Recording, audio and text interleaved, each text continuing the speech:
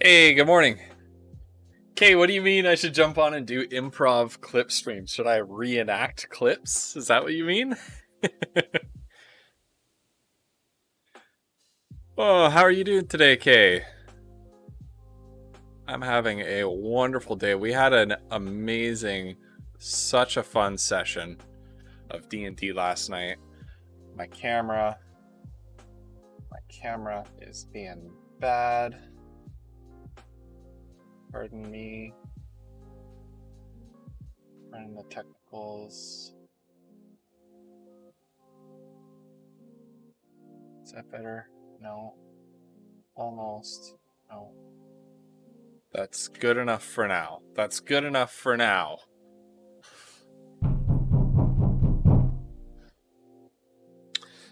Pie? No, I'm texting kids filtered history. No, because it's summer. It is summer. I know that lots of parts of the U.S. start around this time of year. I know. I have a lot of teacher friends in the U.S. who are just getting started. Hey, Wilk, how are you doing? Wilk or Vilk, probably. How are you doing?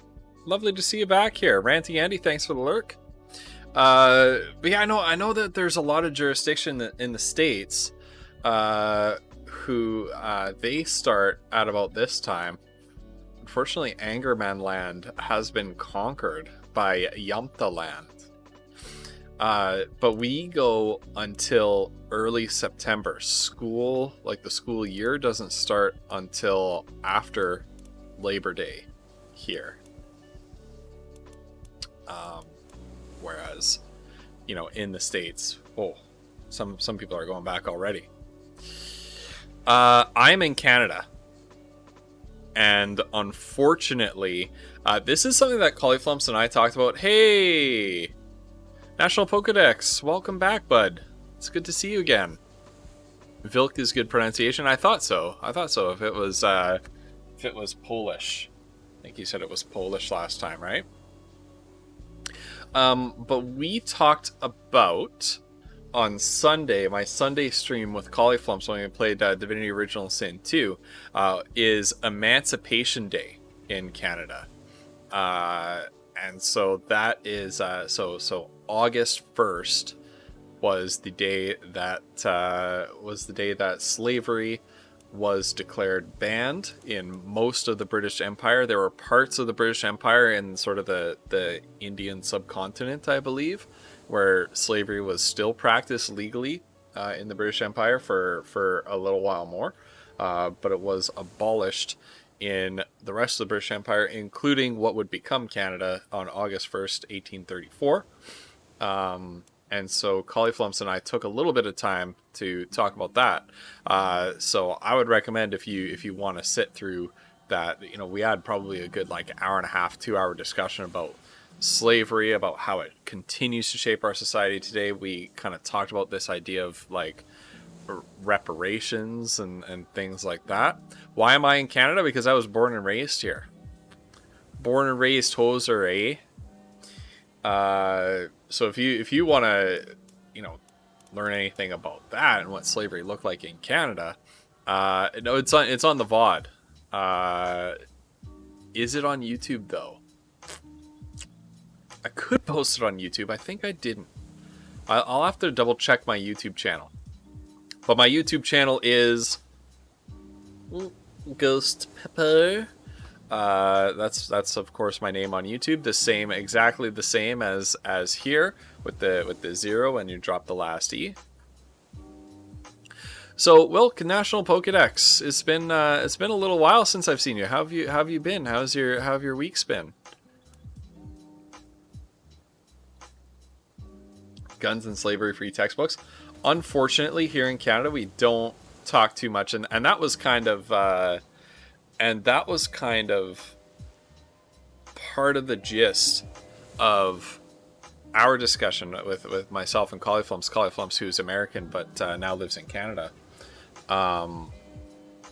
is that, you know, we have a history of slavery as well in this country, but we don't really talk about that. And a lot of Canadians are even under the mistaken impression that there never was slavery in Canada, which is false. But yeah, it's just something that a lot of Canadians don't know a lot about, and it's not really talked about too much. And that's what the hope is with this new holiday on August 1st, is that some people might learn a little bit about it, and give a little bit more color and context to what our history is. All right. So I see Flannel's here. Flannel, if you I just hopped on and started playing this, but anytime you want to jump in and continue our game, because I was having a lot of fun with that. And you're actually positioned, since you converted to Welsh culture and you're gobbling up the Welsh territories, you're actually positioned to start learning about some technology. Speaking of technology, where am I?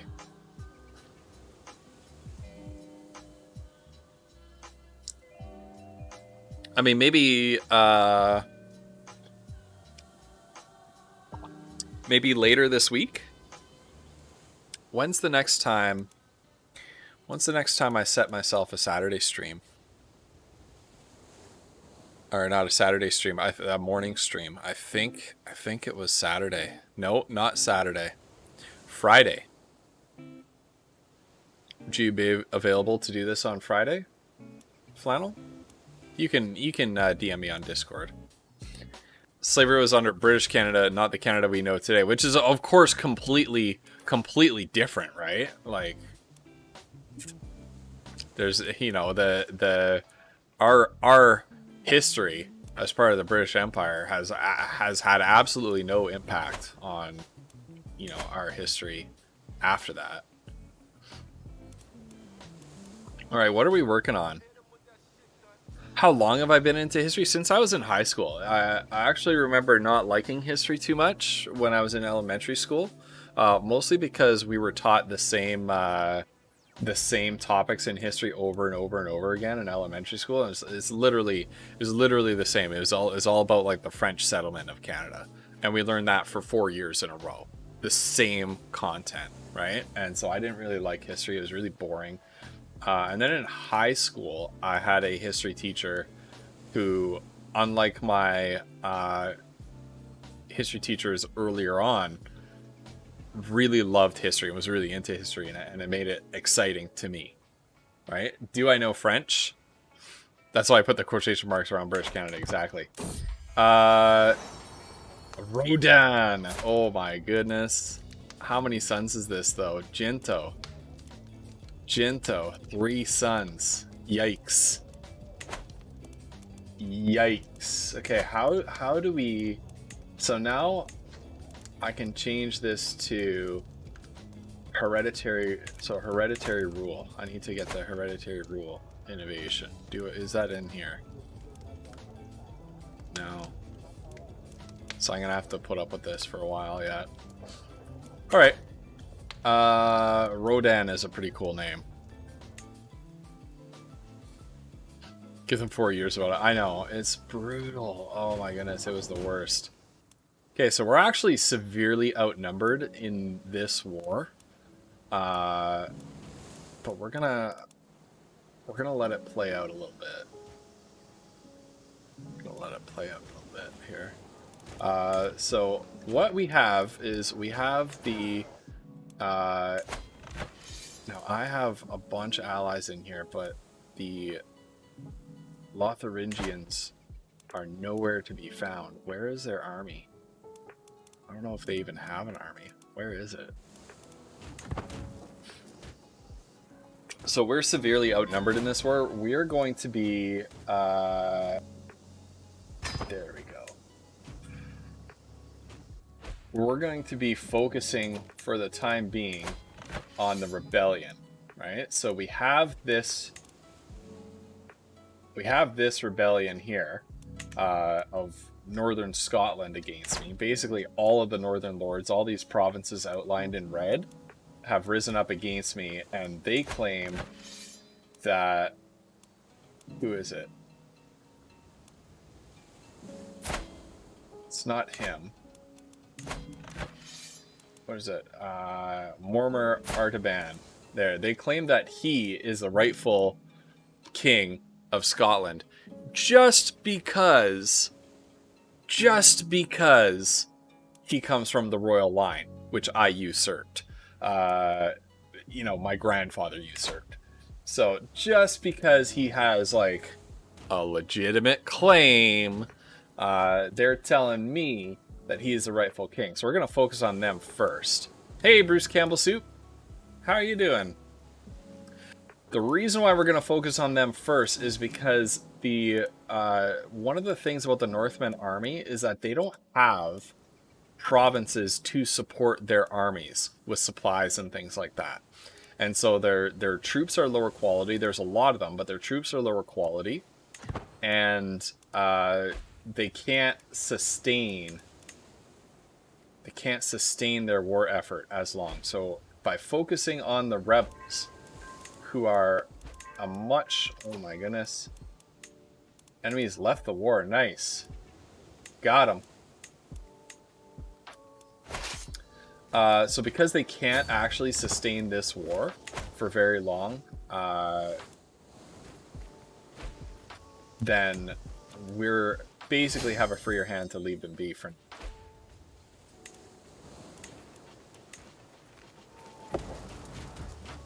Let them run themselves ragged first. Alright. More enemies who have left the war. Our mercenary contract expiring. Okay. So because this contract is expiring in a little bit, we're gonna force a battle here. So while the mercenaries are with us, we're gonna throw them into battle. Bruce Campbell Soup, what's new with you today? I hope you're doing well. The Jarl of Iceland, nice. What if he is in line? Too bad. I'm the king. That's all I'm saying. I'm not concerned about little petty problems like legitimacy and family history.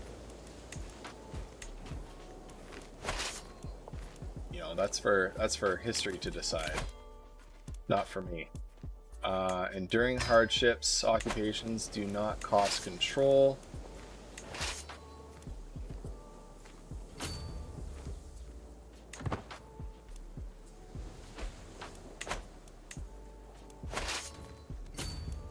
Here, let's knock them out of the war too.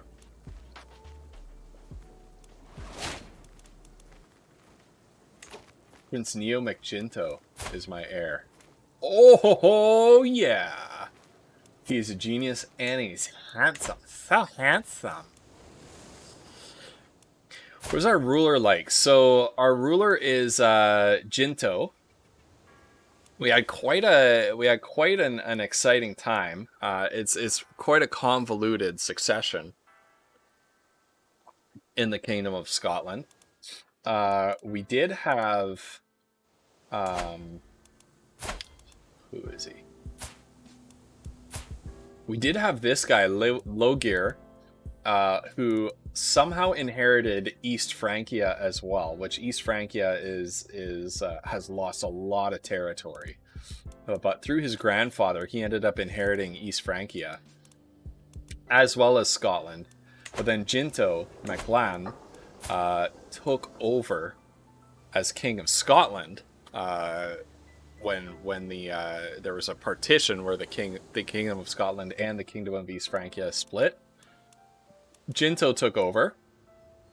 He's a martially focused leader, pretty good at everything, pretty meh at learning. He's impatient, he's generous, he's zealous, and he's a genius, which is, in my opinion, the best trait to have in the game. And he's got a number of... We've got ATM 0. He's got a number of sons. Pi, Neo, and Rodon. And I see that Neo has sort of become the no, I want to become the I want to be his mentor. So sorry, Pi, I'm gonna remove myself. So one of the problems that we have here is that we've got a lot of sons, which means the territory that I own is going to split a lot when I take over, when I kick the bucket, which might be problematic, but we'll make it work. Where's our active election? Active election. Let's shore up Neo by voting for him. There we go. About to jump on some Duo Vermintide games with a pal. I made a Blerp of Volatile Toast Donald Duck impression. That is amazing. I can't wait to hear it. Next one should be Godzilla. Pi is air for that.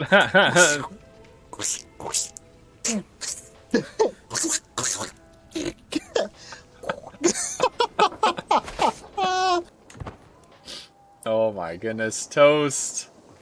I love volatile toast. Let's do it. Let's do a shout out.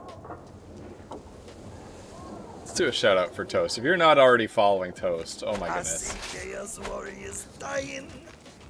They're falling down. I see that men, they look like clowns. And I think to myself, what a wonderful world. Racing Mars. That's fine. I don't care. That's a war I don't care about. Oh my goodness.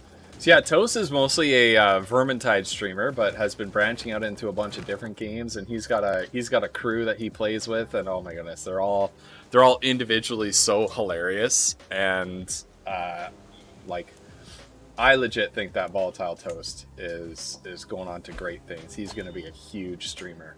Mark my words. If that's what he chooses to pursue, because it's well within his capability to do so.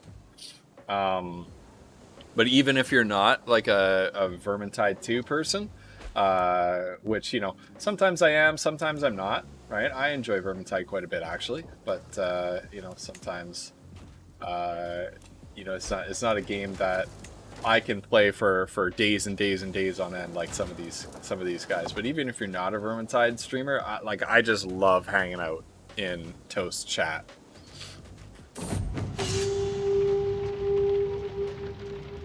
Saga of Dunbar. After battling down the gates of the settlement of Dunbar, High Chieftain Aki has free reign across much of Greater Dunbar, and has used this opportunity to kidnap and enslave as many learned officials and skilled workers as possible. The peasantry tear their hair and weep for their lost family members.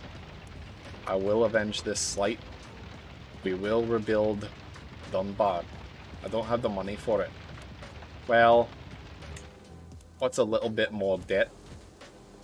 A little bit more debt never hurt anyone.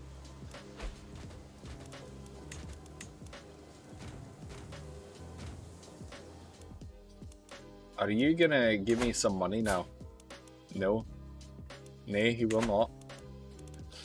We are badly in debt. Badly in debt. This is gonna be tough. This is gonna be a tough one. But we'll make it.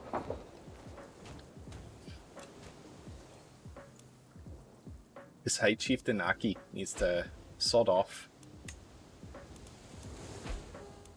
Aye, Linux is under siege, is it? French Cathar uprising. Fine, I'll accept, but you need to actually contribute to this war. Lotharingia. I got Bavaria doing all the heavy lifting here.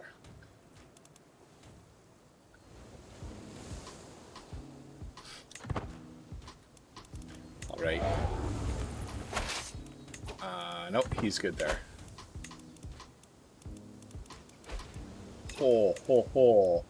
Oh, no. Oh, no. They killed my Archbishop.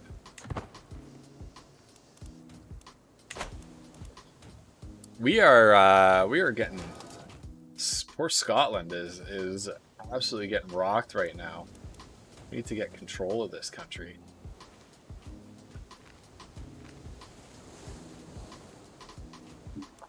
We got a Northman invasion. We got a major Viking raid happening. I don't have the resources to actually stop him.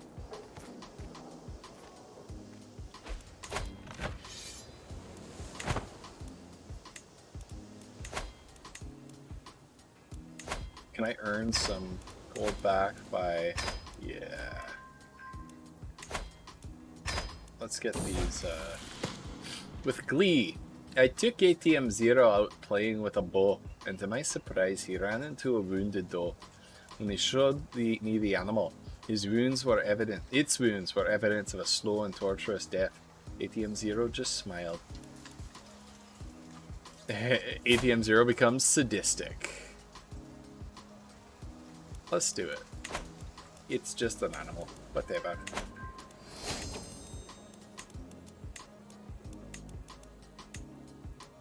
What do we get? Notable guest, fine. Notable guest, fine. Who else do we have for prisoners that we can... No, she doesn't get me any money. Does he get me any money? 50. Nice. Does he get me any money? 50. Nice. How about you?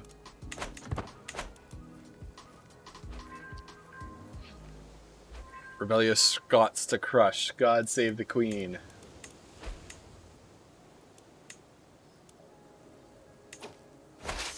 I think if we were to come down here and hit them, this might end the war. So we're at 96%.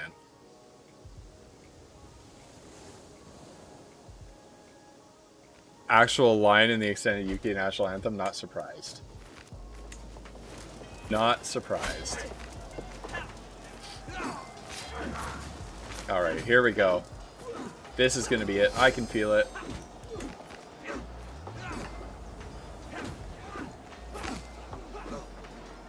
Look at this. There it is. There it is. We've managed to beat them up. Faction targeting me has disbanded. Are they all in prison? Yes, they are. Okay. Next, the Northmen.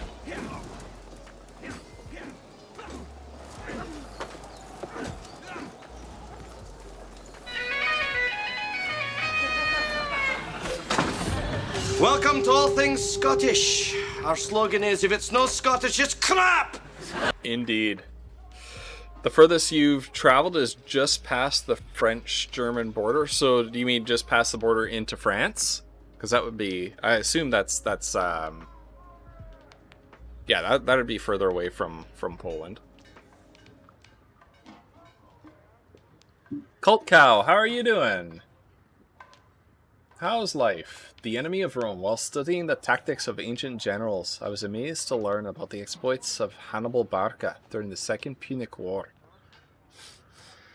Known as the enemy of Rome, Hannibal's crowning achievement was the Battle of Cannae, where an army of roughly 50,000 outmaneuvered and encircled a larger 86,000 strong Roman army.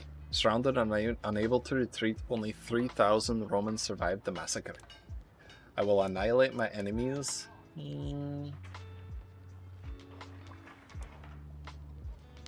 What is flexible leader? Enemy defensive advantage minus 50%. That's a good one. Logistician, supply duration plus 100. I'm gonna go with this. It's gonna cause me a mental break. Do we have anything that we can do? No. No, we don't. Because we're broke. I did a non-stop flight from Detroit to London, UK. Nice. Non-stop red-eye flight to boot. Yeah, ouch. Probably starting to prep for uni next week. Is it starting next week?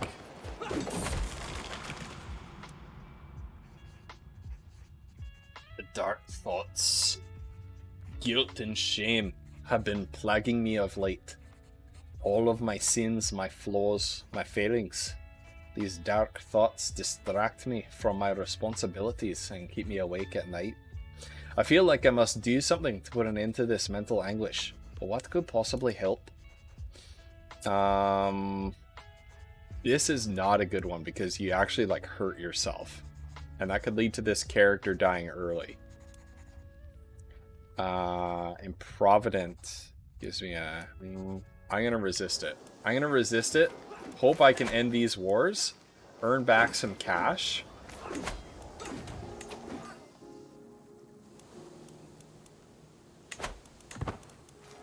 I can ransom out some of these rebel lords for a quick influx of cash here. Maybe that's what I'll do.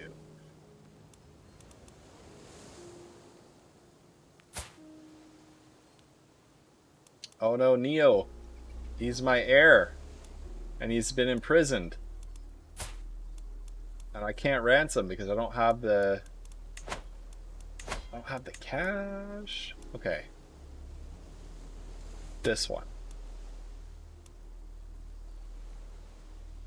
This one I'm gonna ransom. This one I'm gonna ransom because my own dynasty owns that province, Strathern and Lennox. And so I don't want to lose that out of my dynasty. So I'm gonna actually ransom that. You're just a mayor. I can't really take anything away from you. You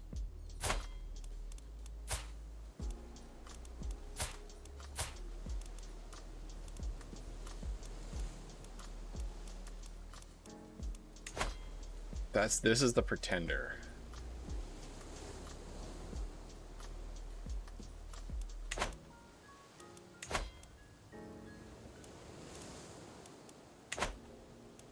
You know what?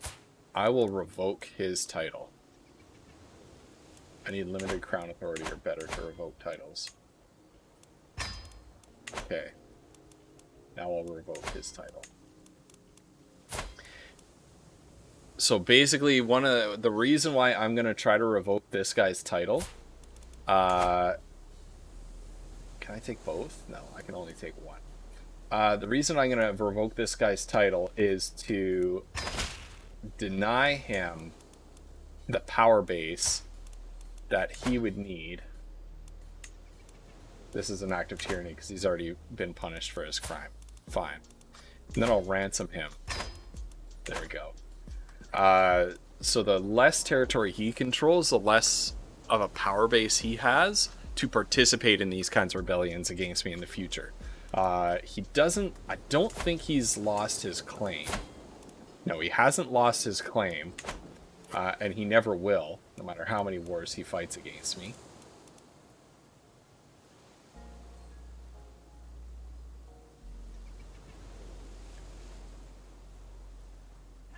Miss a little bit of chat here. National protest. The furthest I've ever traveled is to Los Angeles, where I went to grad school. I live in Ohio. Oh, cool. What do you do? What was your what was grad school in? What subject did you what's your field? National Pokedex. Supposed to have a layover in Chicago, but O'Hare Airport was closed due to a snowstorm, so they booked me a nonstop from Detroit, so I could still get there in time. Neat. No, but I have to figure out what books I need, my photo taken for ID, stuff like that. Yeah, Cult Cow, yeah. You gotta do all that stuff. I'm surprised that Honduras and Belize were not farther away. And I've been to both of those countries. Goes to show you, like, just how big countries like the US and Canada are. Right? Like, legit right now, I live in...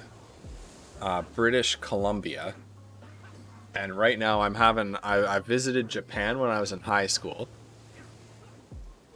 and I moved to the UK for work for a little while in my adulthood, and I'm legit having trouble figuring out is the UK or Japan further from where I am right now.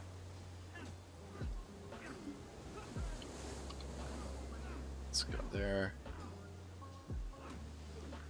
Let's get directions to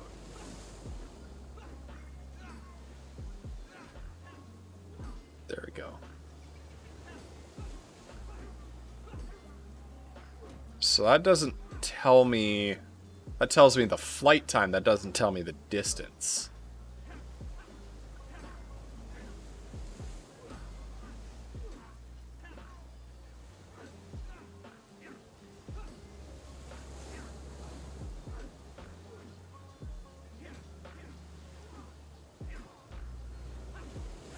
Okay, and Google Maps won't tell me for the UK. It'll tell me for Japan, but not the UK.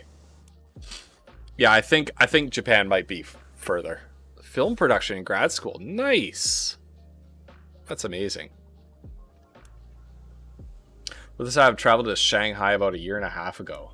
Oh, that's amazing. All right, here we go. All right, we got a positive balance again. Now let's see. I might be able to ransom him.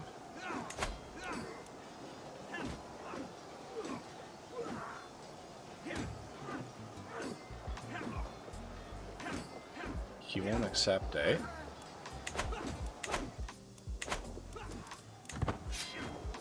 Well, Neo might be out of luck. Neo might die.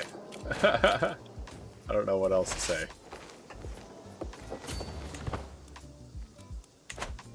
Neo might die in that dungeon.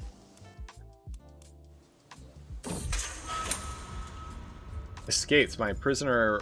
Oh, curse you. Okay, we need to do something with the rest of these guys then before they start escaping like this. That's disgusting. Okay, you revoke your title. It's occupied. Okay.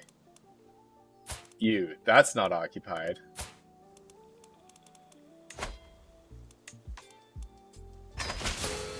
These Scottish lords, like, oh, am I taking stress from revoking their titles? Why? Because I'm generous. But they rose up against me, man.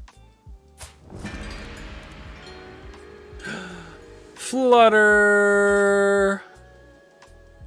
Flutter! Thank you for the resub. Thank you for the lurk. 7,500 kilometers from Vancouver to London. 40 stress for being generous. Not worth it. Cult Cow! Cult Cow, thank you so much for the sub. Oh my goodness. Thank you so much. I really appreciate that.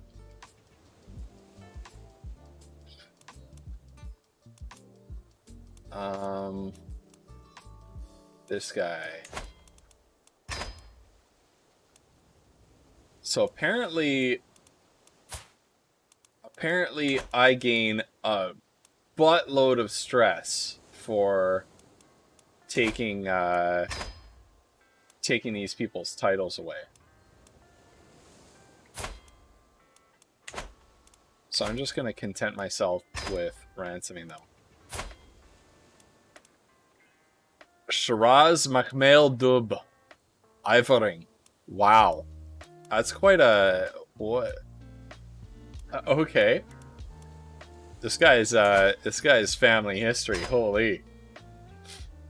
And then this Muslim lady. There we go. Now I think I lose stress for giving some of these titles away as well. So, who do I have? First of all, 8 out of 8 knights.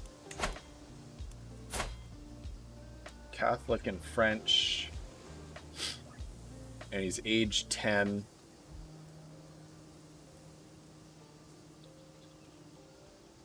Look at all these guests I have. Holy. Dan Freysen Witzerk.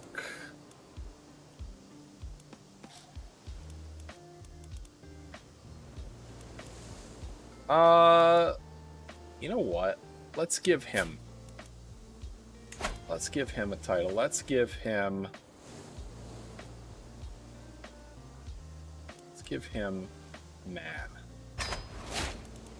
There we go. Did I lose stress for giving titles? No, because just because I'm generous doesn't mean that I lose stress for giving things to people. It means that I gain stress from taking.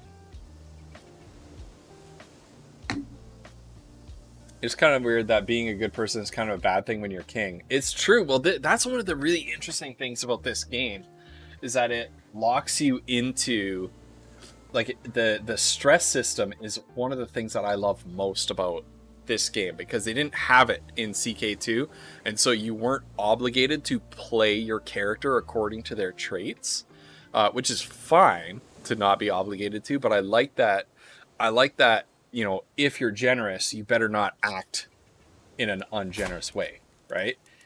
If you are patient, then taking a decision to sit down and actually study something and work through something slowly over time is not good for your character, even though it might be the better decision.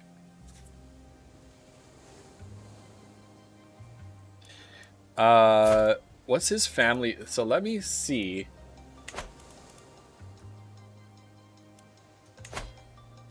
Can I see my family history? Open dynasty tree. So, Petty King Malsurf, Macomb Gall of Lothian. This was my first character, right? And then there was Shiraz, Gilablan. I took over as Shiraz for a while. It really didn't work out, right? Shiraz had 3 children. Kindleban, Ben Ulad, and Iwa Mac Shiraz. Elbrig, of course, had many children, all dead because they're all born from incest from Shiraz. She married into another line that are part of the dynasty of Sigfrid, or Sigurd now. So her children are outside of my dynasty now, because the dynasty gets passed on patrilinearly. Who I did end up playing as is Gilablan, and then I took over as Queen Lan again, and then we have King Jinto right here. Flannel unfortunately died, but we got King Jinto right here. Leogir looks like he lost his his crown here. Nadoder, what is that? House Nadoder. He must have lost to an invasion of some kind. No, East Francia. So who's in charge of East Francia here? King Freyr Ivarsson. Oh, so it was a Viking invasion. Okay. Hey, Founder Story 420 69. I'm doing fantastic. I've got a whole bunch of awesome people coming in chat. We're having a good time in chat here. I'm doing amazing. Thank you. How are you doing today? Yeah, so he's distantly related to the original Shiraz, to answer your question, National Pokedex.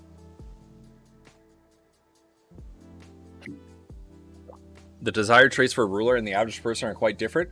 Well, and it's interesting that you say that, because I will... Oh, we got a couple hydrates on the board. It's interesting that you say that, Cult Cow, because when you look at the definition of psychopathy, 1, 2. Yeah, missed 2 generations in your absence. Well, it's been quite a ride, National Pokedex. We've gone feudal. We've taken over Scotland. Things are going okay. This guy needs to calm down. We need to defray some stress very badly.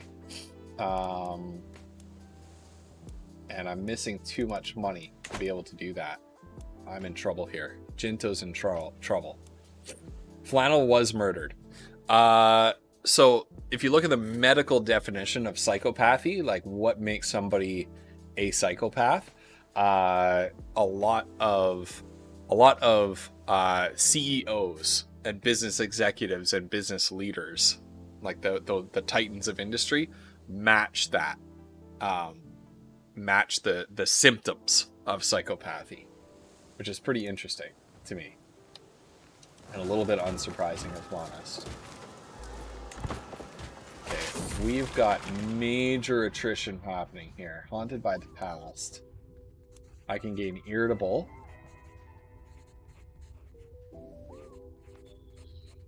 Dread, gain, attraction, opinion. I'm gonna become irritable because this is not the worst. I do take a hit to some of my good stats, diplomacy and martial, but prowess +2, stress loss +20%, dread gain +10%, and I really need that dread gain. In the middle of school right now?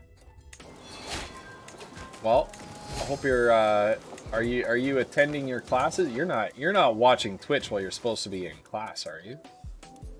Phantom Destroyer 420-0069. You know you're talking to a teacher right now. Okay. I need to give away more counties. He doesn't like me very much, so I'm not going to give him Bater. I'm not giving him. Okay, I lack people to give land to. Let's see. Any dudes? House Ivering.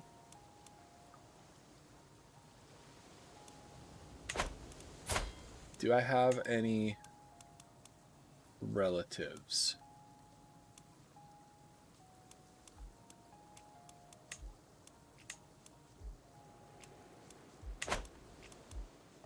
Let's open up the family tree again. Who do I have as living relatives? Mormerdom of Cumberland.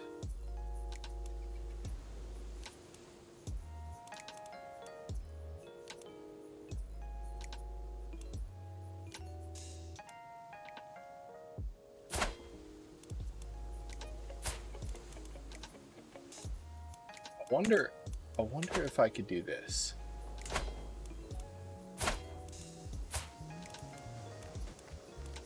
Oh, I could release my anger on him. I could just beat him up.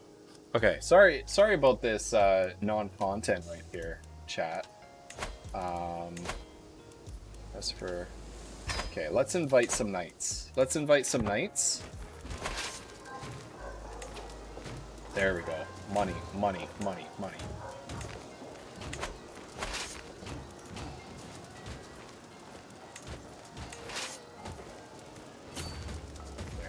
Okay, so we're suffering massive attrition right now. And I get a feeling that we're going to need our army again sooner rather than later. I may or may not be doing that. Rando Jews or something makes for a more diverse realm at the cost of stability. Yeah. Well, that's the thing. It's at the cost of stability, and I believe, now I don't have a full understanding of technology research, but I believe having a more diverse realm impedes your technology research as well.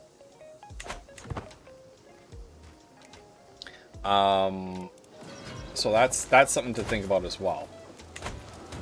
Not that diversity is bad or has any negative effects whatsoever, really, and especially in medieval times. That was, cultural diversity, things like that was not a problem. Look at this guy. Okay, look at this guy. He's temperate, patient, craven. He's a bit of a coward. I'm gonna grant him a title. You are now the Count of Angus.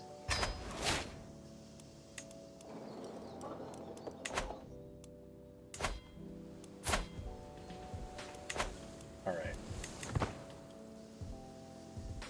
we're defraying ourselves from some of the costs of having an unwieldy administration holding on to too many duchies. Okay, Siege of Lennox is over.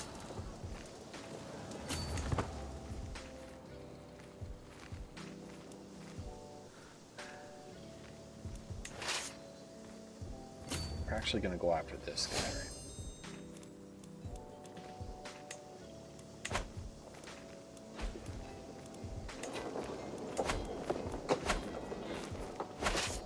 Let me select my army here. There we go.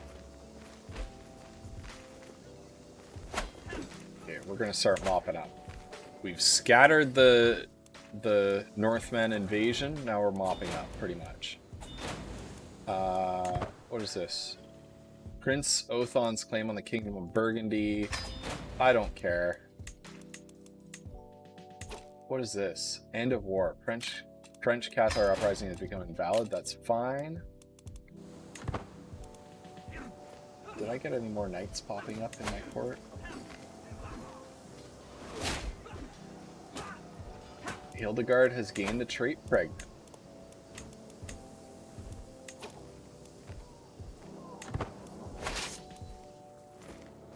Good job, Hildy. There he is. Catholic, Bavarian, impatient, greedy, calm. Okay, we're gonna grant him a title. Actually, let's hold on to that because he's not the most ideal. We'll see if another knight comes. And,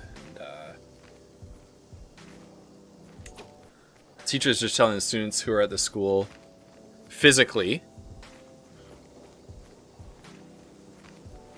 Haha, good.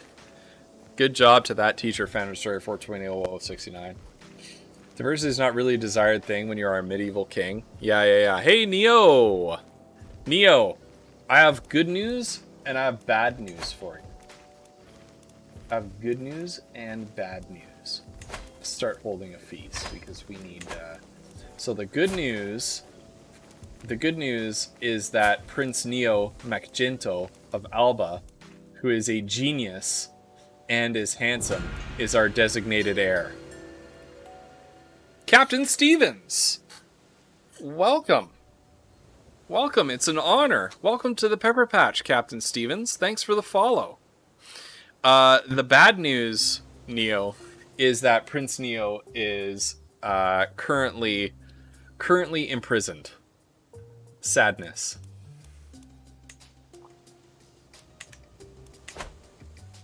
Big time sadness. One time I was playing as the King of Frisia and met a peasant while out hunting and later gave him a county. I like to imagine the situation of being an illiterate peasant and then suddenly becoming nobility. Yeah, it's... yeah, absolutely. Defender Story 420-0069, thank you for the lurk. Captain Stevens, if you feel like it, feel free to, say hello in chat. Tell us a little bit about yourself. Happy to have you here. Call to war. The Liberty War. Enemies are Brabant and East Franconia. Looks like that's half your country. Okay. This guy... So this guy, the King of Lotharingia, he has not helped me at all in these wars. And he's called me into like 3 or 4 different wars. It's disgusting. Who are you fighting against? So there was a Cathar uprising. Ooh, look at all those Cathars. Look at all those Cathars. We got Adamites here. Disgusting! Guys, disgusting! He's in prison, but he's a kid. Yeah, he got kidnapped by Vikings. Kidnapped by Viking raiders, I'm afraid. Okay, here we go. A cheery gathering. The guests are gathered at the Great Hall. Lords and ladies from the near and far reaches of the realm. The mood is bright and the spirits are high as the feast begins. Welcome, friends. A little bit of a post-rebellion feast. I put down this rebellion. I put down this rebellion, imprisoned all of the revolting lords, and all the lords who rose up against me as well. And then I ransomed them, and then with the money I earned from ransoming them, I paid for a feast, which I have now invited them to. So there's where we are, chat. Aethon Kyle. Are you any good? He actually is. He actually is. Oh my goodness. Look at this. I'm going to recruit him. I'm going to recruit him. But I'm not giving him land. You... I'm going to keep right there in prison for now. Husband, father, veteran, gamer, and streamer. CK2 and 3 long timer. That's amazing. That's amazing. I have so many hours in...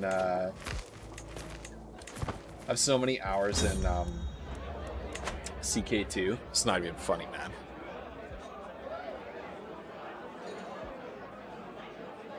That's a long way to go to host a potluck. I know, right? No juvie in medieval Scotland, only dank dungeons. In the drunken stumble, Prince Artaban. Who is this? Hold on. Is this you? Prince Artaban? This is the wanker who claimed Scotland in the last war. Artaban, what are you doing? Unlatched an enormous cauldron, the fireplace in the middle of the feasting hall. Savoury broth welled forth to cover half the room in a sea of stew. The unsuspecting Mayor Mauda, seated next to the cauldron, was caught by the rushing wave and loudly cursed her ruined appearance as grease ran down her face. Guests rushed to the other side of the hall as a thick mass spread the greasy tendrils among skipping feet. Mormer Ferkelach stood catatonic. This guy stood catatonic. He's absolutely... This is my new knight that I gave land to. In the middle of it all, shocked and horrified at the decadent waste. Curse this mess. I spend... Excuse me. He spills the stew and I spend 150 prestige? How dare you? How dare you? My hatred for this man grows. Yeah, you do have no choice, Kyle. Ethanon Kyle, if that is your name. Since you're Gaelic, I don't think there will ever be a Scotland. It'll remain Alba, right? Yes, Cult Cow. Yeah, Scotland is a Scots culture name. National Pokedex, it would be such an awkward feast. I know, that's the thing about this game, is the stories that you make in this game are amazing. That said, Prince Artaban may carry the shame, more shame than satisfaction. Oh, so he took a hit as well. Good. I lose money. I'm in debt again. It's disgusting. Why is it always like this? Alright. Oh, got him. Now hold on though. Alright, we're at... Oh, okay, so here's the thing. Because we captured the enemy war leader, we get an automatic 100%. But we've had like 1,000% from our victories. Yeah, rerouted their army, so they have no more army. So I'm gonna ransom him first.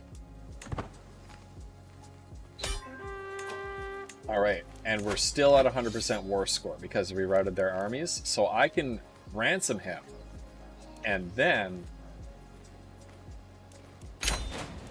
I can beat him. Boom. Chat, we did it. Now we disband our armies. I am not helping this guy one whit. He can swing from a tree for all I care. Now, did my son get released? No. Excuse me.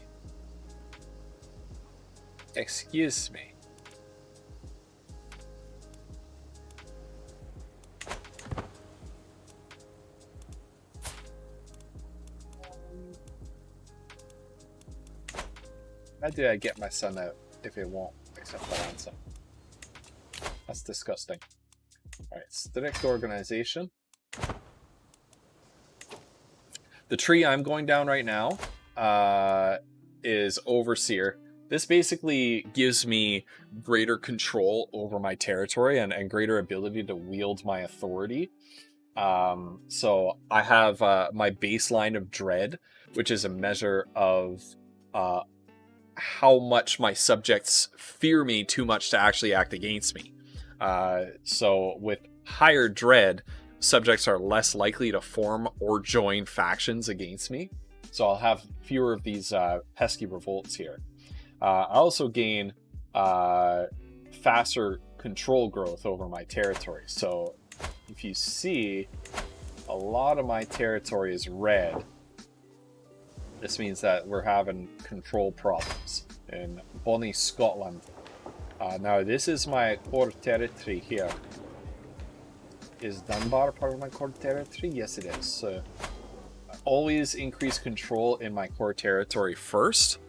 Sometimes I don't help my subjects increase control in their territories. It means I get fewer taxes and fewer levies from that territory, but it also means that my subjects do as well. So I really am not concerned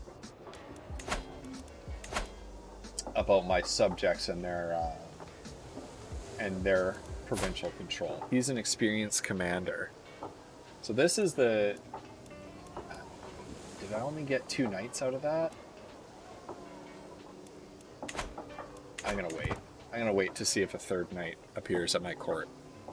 Yeah, but exactly at Cult Cow is that I know I answered this before, but yeah, only if your culture is Scots will you get the name Scotland. Since I'm Gaelic, it's called Alba, which is one of the really cool things about this game is that you have culturally dynamic country names. There we go. So, for example, it's called West Francia right now because most of the country is Frankish, but eventually they'll be able to change the country's name to France. So I'm being raided right now. Let's raise the armies. Raise the banners. Let's teach these Vikings a lesson. Who is this? Who is this? Sogan. Get out. Alright. This guy fits more. Now, I'm impatient, but he's also generous.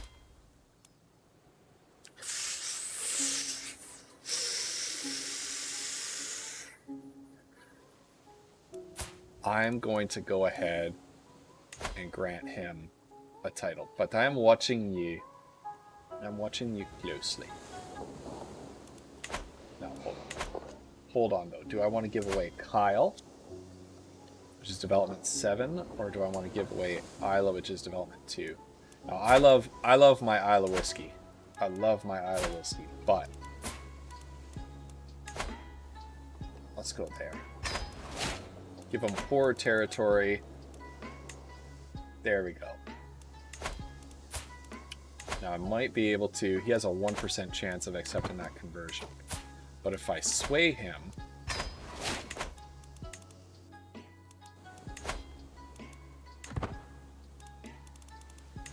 What does this do? I insult a random vassal, I gain lashing out for a year. All direct vassals do so. Okay. Constance. Let's name this one Kotkel. May you grow strong and wise, my son. I've got too many sons. This is going to be awkward. It's going to be awkward in a bit when Jinto corks off. But we've got a while before that happens yet. Okay. Goodbye. Get out.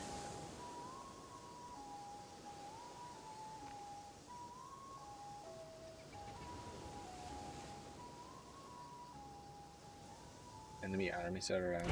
Yeah, there we go. Goodbye. Vikings are gone. Raid somebody else.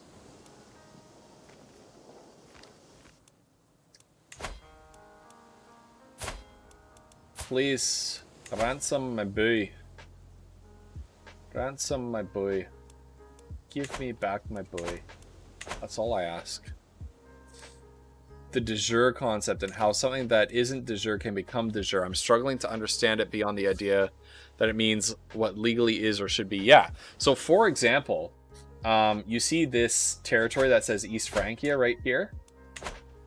There was a succession that used to all be part of the Kingdom of Scotland. So all of this East Francia, the islands here, this part right here, and this part right here, up in Ulster in Northern Ireland here, at one point during this game, that was all part of the Kingdom of Scotland, back when the King of Scotland was also the King of East Francia.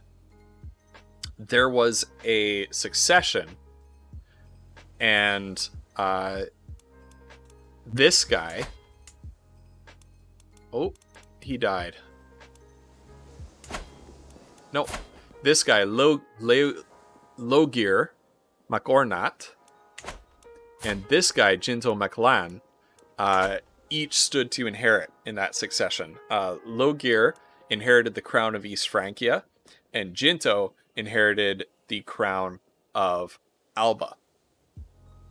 And now, because the senior inheritor was Logir, he got the best titles, right? And if there's ever a dispute about which country, which title does this little plot of land go to, it defaulted to Logir, right? I wanted to play as Jinto, however. And so when Jinto inherited the Kingdom of Scotland, he inherited all this territory that is de jure part of Scotland, right? But because this strip in Northern England is de jure part of England and not Scotland, he did not get that. What I can do to make it de jure is, for example, I own Ynys Mons, which is de jure part of the Kingdom of Wales. I can use, right now I can't because I don't actually, I need to directly control this, but I can use this piece, integrate title, to over time say that, yeah, actually, Ynys Mons is part of Scotland, but I need to directly control it. And because my vassal controls it, then I can't do that. My vassal is allowed to. So this guy can do that if he wants to, but I can't.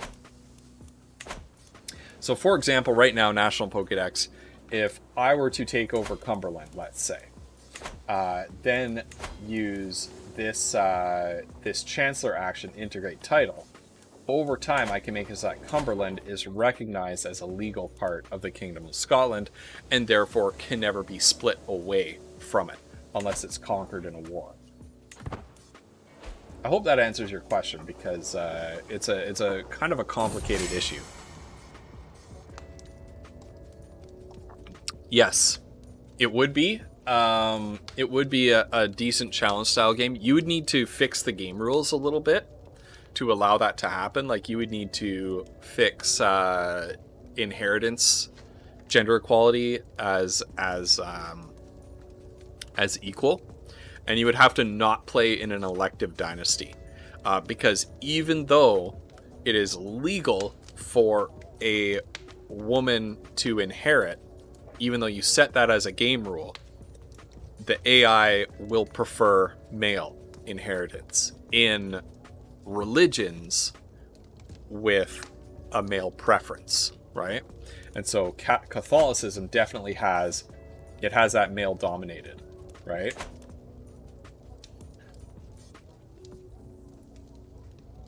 Change upon inheritance. Do all those realms in East Francia say that they are de jure to East Francia or Scotland?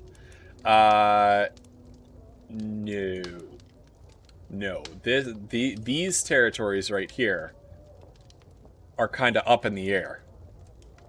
They're owned by the King of East Francia, but they are not de jure part of East Francia.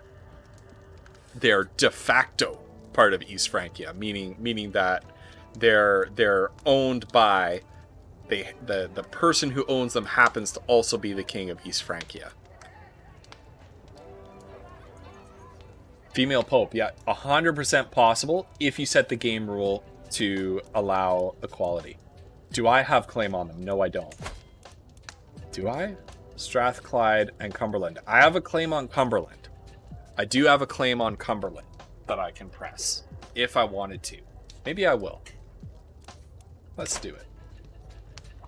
It's come to my attention that some local commoners are moving to Ill, the capital of my vassal Earl Holder.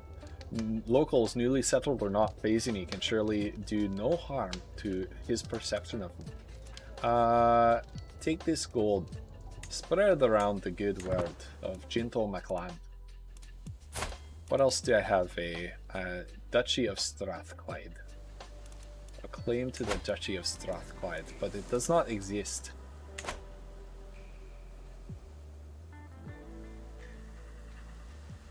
I can't. You can do that. Yeah, you can do that, Cult Cow. Yeah. I can't say that they should belong to me owing to the fact that I am the King of Scotland. I can say that Cumberland belongs to me owing to the fact that my ancestor once directly owned Cumberland.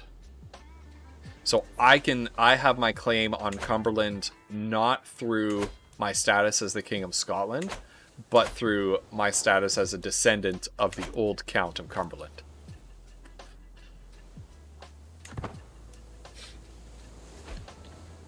I did that in an earlier run, though, Cult Cow, where I played a female ruler. I played a female, and I played a female Hellenistic, because you can do that at character creation. I played a female Hellenistic ruler trying to reform the Roman Empire, but with women in charge. And I controlled the Duchy of Tuscany. Where is this? So this is. I'll show you the Duchy of Tuscany here. Duchy of Spoleto, no, Tuscany, yeah. So this is where I started as a female Hellenistic Roman ruler. Hellenism being the closest religion to Roman religion that this game has, which is like ancient Greek. Yeah, National Pokédex, like, don't worry if it's confusing. Like, it's a pretty tangled mess. This game is pretty complex in a lot of ways, as you well know. I know. Is he gonna? He might accept. He might ask for something in return, but I need my son back. Okay. He's gonna ask me for money in return, but I need my son back. Now, can I still raid? No, I can't, because I went feudal.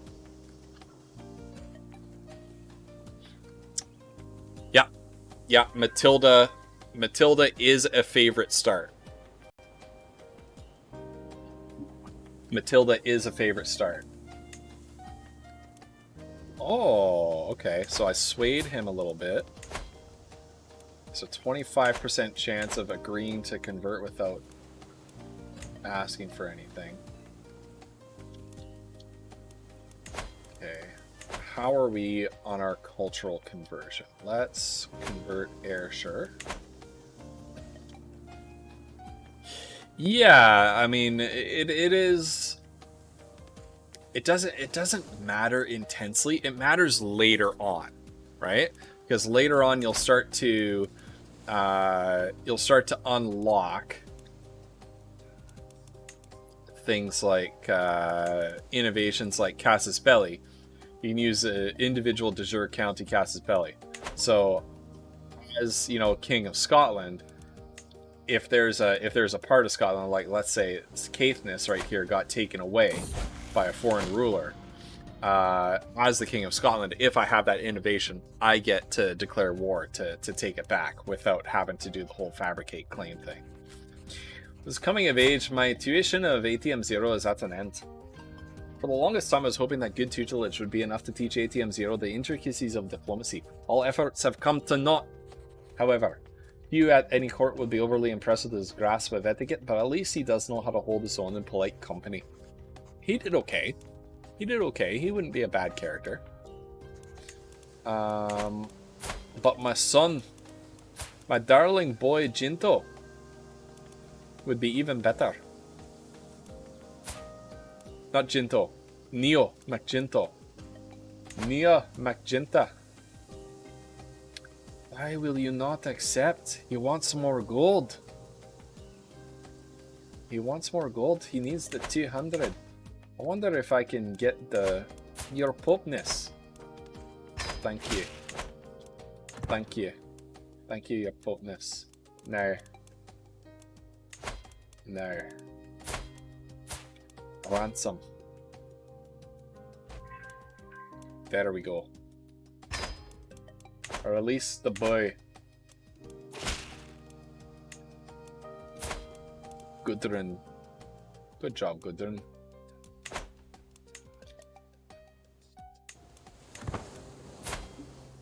My boy Neo is back. Back with the family. Now we need 26 more dollars before I can. Okay, I'm gonna. Ooh. I don't want to insult a random vassal. I want to. Shank DK. Thank you very much. He does have nice traits. His amazing traits. Genius and handsome. Good so far. Charming. He'll make a good diplomat. Diplomacy 3. Powerful 3 in this game. Oh, there's no multi-stream happening. There is no multi-stream, although Cauliflumps is a good man to follow. Let's turn off the multi-stream. There we go. Multi-stream off. There it is. How's the music? Is the music loud enough? Just turn it up a little bit. There we go. There we go. Just a little bit. Alright. Now, let's go hunting. There we go. No longer overwhelmed by stress. Now, will you convert? 50%. Felling a beast. You would think it a creature from myth, perhaps a god disguised in animal form. It was the largest wolf I've ever seen. Even after the beast was wounded, the chase lasted half a day. It is still an imposing sight lying dead before me. ATM Zero gains opinion of me. I do not care over much. His opinion of me is already very high. Yeah, 73. I don't need more opinion. I'll gain hunting trophy for the additional prestige because my prestige and my piety are quite low. Quite low for a 42-year-old ruler.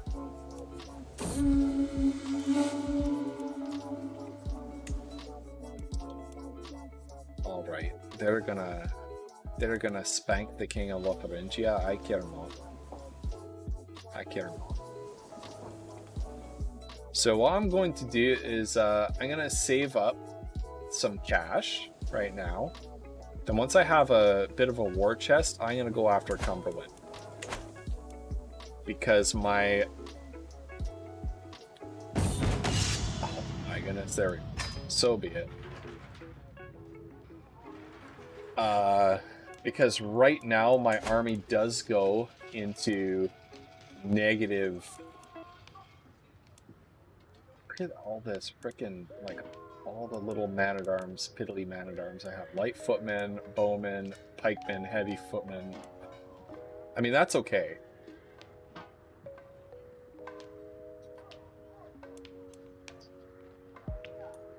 But as soon as, like, right now my monthly maintenance is -2, right? But when my armies are raised, my monthly maintenance is -17.8. Right now I have 6.6. So I need to raise my income quite a bit if I want to have a free hand at declaring wars. Otherwise I need to save up before I declare them. Which is historically accurate, right?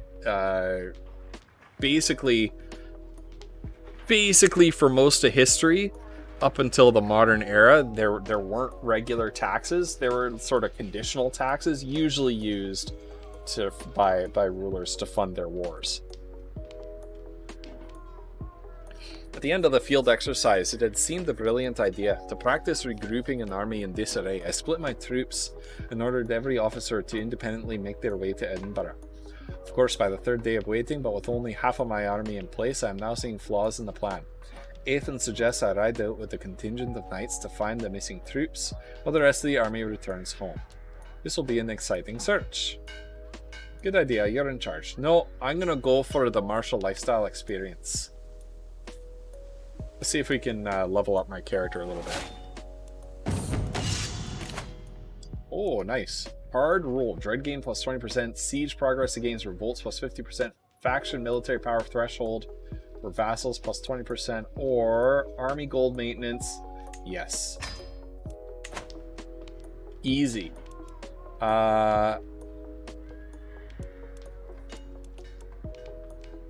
You abandon your search and return home.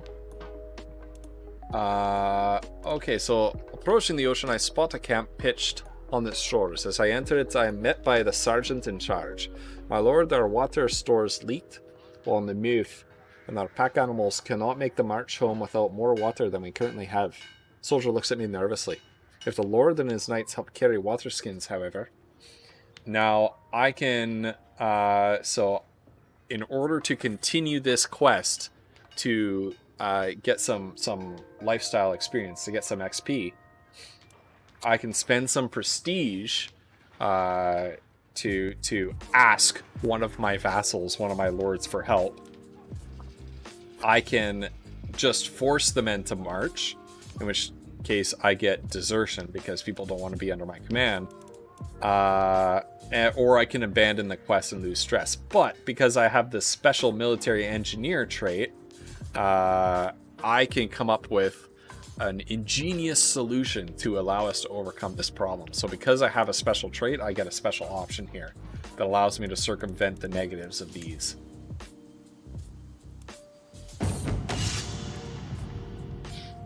And passing through a small village, I noticed that, although clad in simple cloth, the town's guards are all carrying weapons with my mark on them.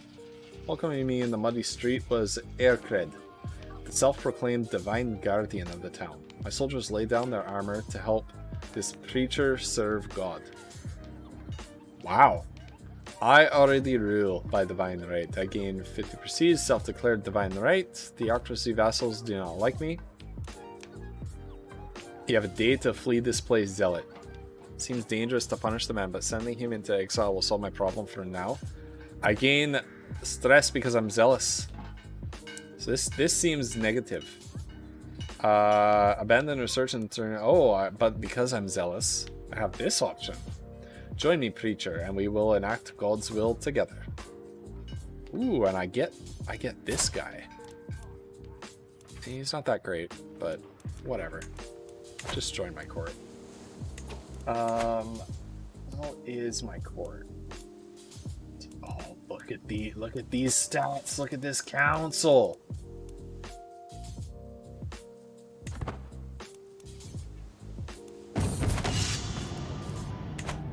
Actually, if I set her to help with learning, yes, I don't lose a domain holding. Excellent.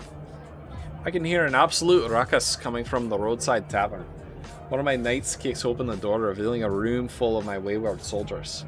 My arrival makes them fall silent and stare down into their tankards with nary a word between them. The proprietor narrows his eyes. So you're responsible for this rabble? Got enough coin to pay for the damages?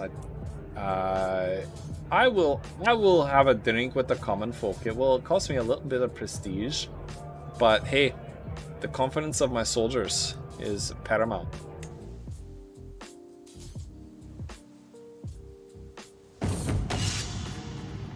Defender of the Faith. There was a commotion among the children today. Rodan was attempting to preach among his fellow youngsters and became the target of a small fight. Neil was furious that anyone could target someone attempting to speak on behalf of Christ and chased away the other children. Neo, Neo gains the trait Zealous. He gains the trait Brave or Calm. Now, Calm. Dread Decay plus 50%. Diplomacy, Intrigue. Stress loss plus 10%. Scheme Discovery, Chance. Opinion of Calm characters. Calm is a good one for a diplomat. Brave. Brave is also extremely good for Neo. Always, Brave is always a good trait to have. And he's weak in Martial, so let us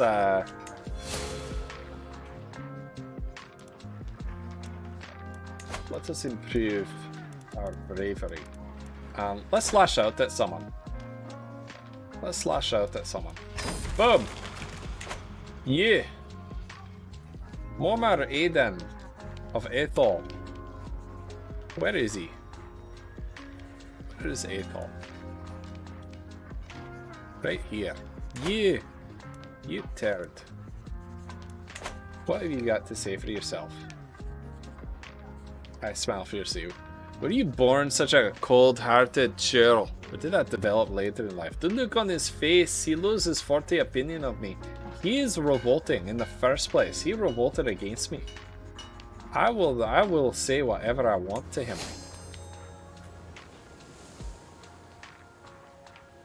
Conquer Northumberland, that's where I live.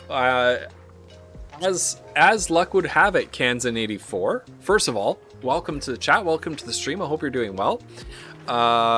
As luck would have it, I happen to have a claim on it. I just need to save up my war chest a little bit because I don't want to go into debt. I love my Scotland accent. It was terrible. It's a terrible accent.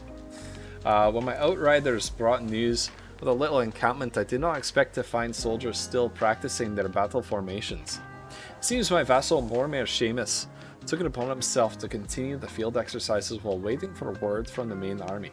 His troops line up neatly as I ride up to meet him.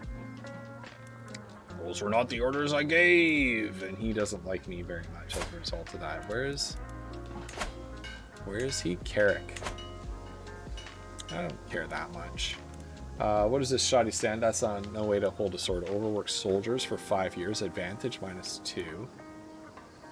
No, I'm gonna take the opinion hit with him. I don't care.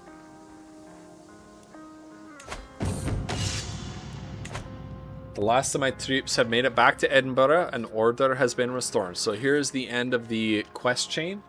Though this was hardly a display of military brilliance, I have gained a new perspective on my army and the individual soldiers of which it is composed. It was a valuable exercise after all. And I get a free level up. So let's go a hard rule.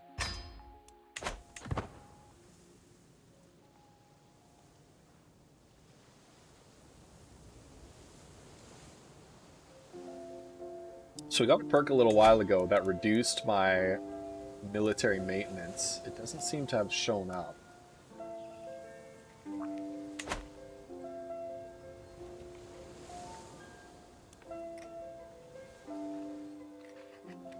We're going to save up some cash. I wonder if I can ask the Pope.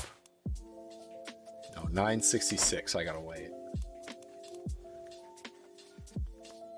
Look at what a mess Europe has become. This is a mess. Okay, I hope your day is going well. Thanks for lurking while you were AFK.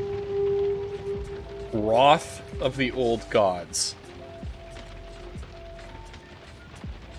Disaster, a lightning raid by Grandmaster Gudfrid of the Youngs Vikings on Dunbar. Excuse me, they weren't even there. Threatens to set the country ablaze. Fundamentalist Asatruans, these pirates consider Christianity to be a threat to their way of life. More than merely gathering plunder, the reavers are slaughtering priests, burning churches, and screaming bloody murder about their false gods. There's no time to raise an army. I can strike with whatever forces I have at hand, or I can grit my teeth till they leave.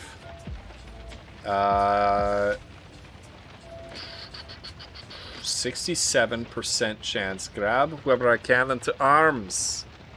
Perhaps Petty Queen Wolfgrith could simply send us new priests. No, I'm not gonna pay. Was this anything but a local problem? control will reduce by 40. Let's okay.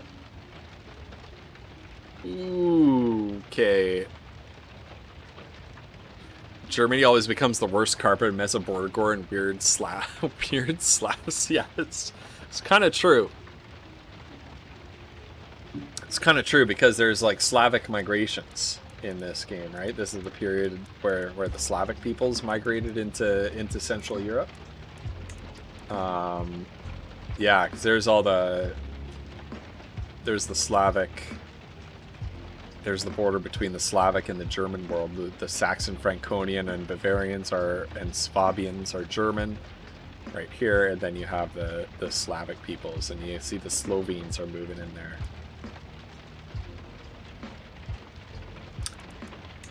Let's fight them. Oh shoot, we lost. Oh well. We need to increase control level in Dunbar again then. Border gore indeed.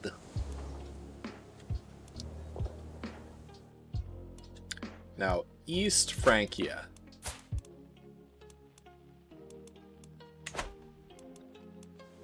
My troops outnumber theirs. They have some alliances though. However, I also have some powerful alliances. So shall we give it a go? Oh, I don't outnumber them with troops. Shoot. Okay. Let's give it a shot anyway. Let's save the game. Scotland. Okay. Let's save the game. King of East Francia. I'm going to declare on you my claim for Cumberland. Oh no, you said Northumberland. Oh no, Kazan. You said Northumberland. I have a claim on Cumberland.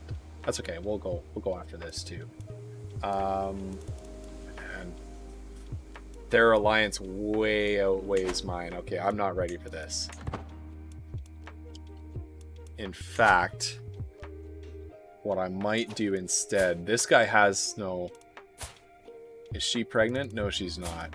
This guy has no sons. He has 4 daughters. If I murder him, and he is a heathen ruler presiding over a Catholic realm. So it is not going to be hard to find agents to help me, I don't think. Apparently I'm wrong.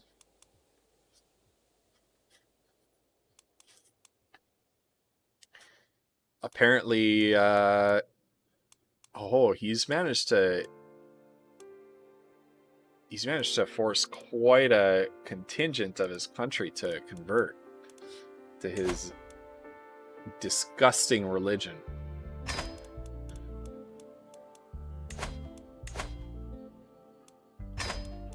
There we go. We can increase our odds quite a bit though. There we go. 86.95. I like those odds. Either he is scary AF. How did Frankie even end up getting there? That is actually down to my gameplay, Kazan. Because my who is this guy? He's my cousin. My cousin was my player character for a while before I tag switched to Jinto because Jinto's a genius. So he was my cousin for a while. His grandfather was Arnulf II of Bavaria. And when he died, because he was the king of Bavaria and of East Francia, when he died, he had no direct sons to send it to. So his grandson, Logir here, inherited the crown of East Francia, and then his who got Bavaria? Arnulf, yeah. And then Arnulf III got Bavaria, who it looks like it continues to be... Nope. He's dead now. What? King Ernst of Bavaria. So this guy's a distant cousin of mine. Yeah, so it's quite a mess.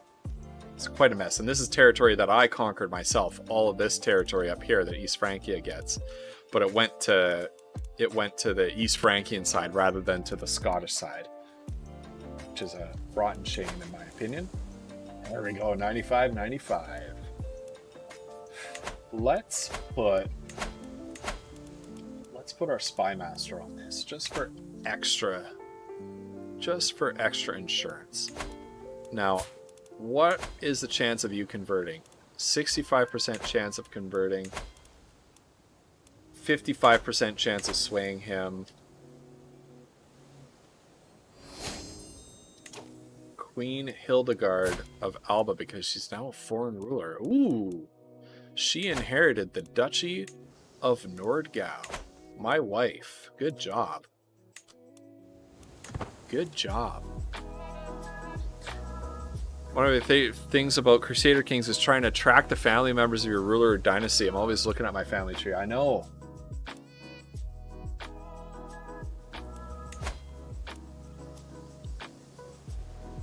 Now, why is he the head of my dynasty?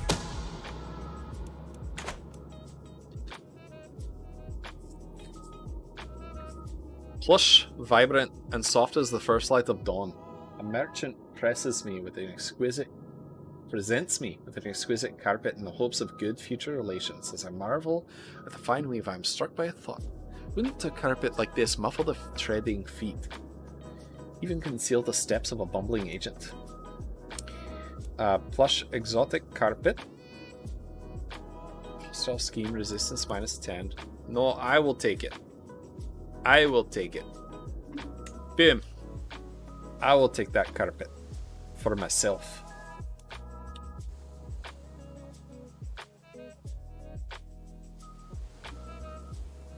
So my bumbling cousin here is the head of my dynasty. I don't like that. I don't like that at all.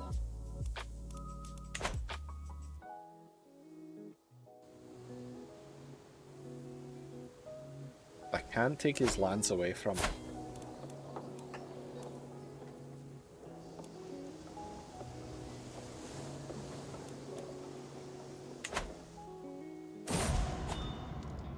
The memories remain.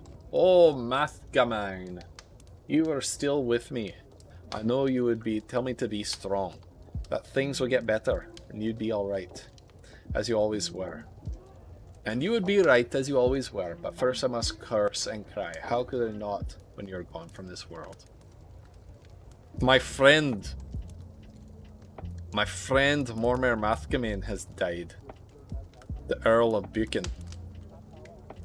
The Mormer of Buchan. Buchan, right here. Stayed loyal to me, even when everybody else turned against me. Mayor Flan, Mormer of Carrick. No, you're significantly better. Surely there's something I can do. Oh no, I don't want to do that.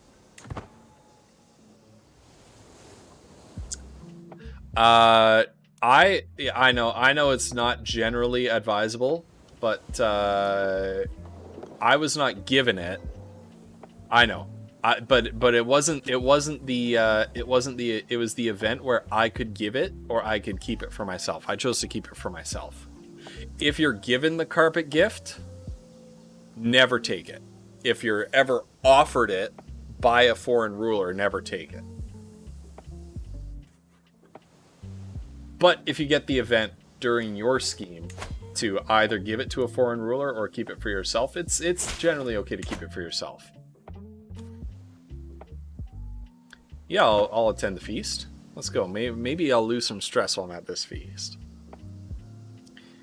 I'm gonna die still? No, I don't think so.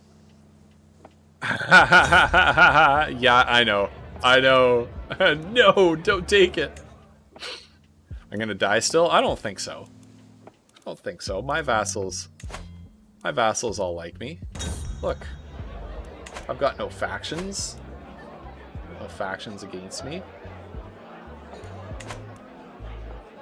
The feast is dwindling down, and I find myself in conversation with my naive acquaintance Samthan.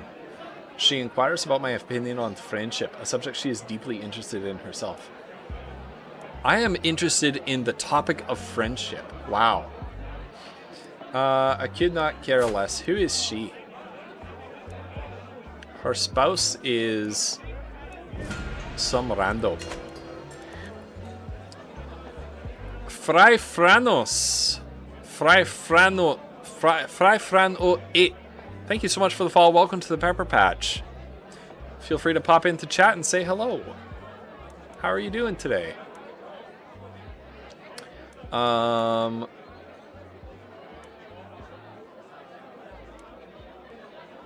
Ooh, an intimate relationship with somebody who has the lover's pox. Nope. Is she gonna kill me? I don't think so. I'm not afraid. All over my new shirt. We could tell Momer King Comric had too much to drink, even though he insisted on showing us how sober he was. Simply rising from his seat proved too much for him, and now I am covered in stinking vomit. You ought to be ashamed of yourself. He gets less opinion of me, but I don't care. You threw up on me. You threw up on me. I'll take that extra prestige per month. Doing well. That's amazing. Right on. Good to hear. Is this a game you're familiar with, Fryfran? Yeah, he threw up on us. And he has the game has the temerity to say, ooh, if you pick this, he won't like you very much. He threw up on me. He's got to be worried about losing my opinion of him. The audacity. What a feast. I remember the days spent in Mormere King Cromac's halls for a long time to come. Now it's time to wash up the traces of merriment and wine, once more resume my duties as a lord of the realm. Farewell. Goodbye. And I lose a stress level. My agents. Oh, here we go. Here we go. Here we go. Dad City. Beachin. The real Dad City here is you. The dad of the bees. Bee dad. How are you doing today, Bee? Hope you're doing well. What's new? My agents scheduled a journey for King Freyr, which will take them through dark woods. All that is missing is a band of thugs that will tragically slay them in a highway robbery gone wrong. I can already imagine the blood seeping into the dark soil. 95% chance to succeed in murdering this guy. 95% chance of getting away with it without getting caught. Oh, the woods can be such a dangerous place. Waking up too late but getting decent sleep, I suppose? Well, I suppose that, yeah. The weekend will be rough. Oh no, B-chan. Sleep schedule is so important, man. Look at this. Look at this. We've split Cumberland away from East Francia. Mwahahaha. Thanks to my brilliant plan and my hired thugs, King Freyr is finally dead. As the travel party stopped to camp for the evening, bandits poured out from among the trees, calling for blood and gold. The soldiers fought back, but thankfully it was not enough. King Freyr was tragically slain in the melee. The bandits are now hunted by all, and no one even suspects my involvement. Ha! Perhaps commoners are not so useless after all. Boom! Okay. This makes this territory much easier to conquer. Not even ruled by... Hold on. What happened? What happened to my dear brother? He is now landless. How can he be head of my dynasty if he doesn't own any land? Declare war. My claims. My claim on Cumberland. And I way outnumber him. Boom. Here we go. Hold the banners. Gather the troops. So here's, you see my monthly income. This is how much it costs me to maintain my army while it's raised. It's so much. Question is always whether or not to maintain sleep deprivation to be able to sleep earlier or catch up on sleep whenever you can. Let me think this. So, Beechen, I am not in any way qualified as a sleep specialist, but we did have one time. So I have a parent at my school came in for a presentation one time who is a sleep doctor, and he kind of said that the one way that people think of sleep is that if you lose a bunch of sleep and then you sleep extra, that makes up for the sleep that you've lost. But what he said, this sleep doctor, is he said that that's not true. Is that, like, it's not simply like a numbers game, right? Where if you lose 2 hours of sleep here but gain 4 hours of sleep over here, it balances out, or you're out ahead or anything like that. Apparently that's not true. I don't know if that gives any sort of context to your question, though. Whether or not to maintain sleep deprivation to be able to sleep earlier, catch up on sleep whenever you can. I think it's like having a good sleep rhythm and a good sleep schedule is most important. So I don't know about sleeping whenever you can. I don't know if that, but I don't know. I'm not a sleep doctor, so I can't really say. That's just what I've heard. It is a fascinating game. It's a very complex game. It is a very complex game. You know, if you're ever interested in this game, let me know. It goes on sale often. They're coming up on their 1 year anniversary, which is also my 1 year streaming anniversary. My first ever stream was streaming this game on release day. But yeah, it's a very complex game. It's basically like a grand strategy game. Do I want to? No, I don't really want to become famous. Thank you. CK2 is free to play forever. Yeah, CK. So if you want to try out a game that's mostly like this, Crusader Kings 2 is free to play forever. The base game without the DLC.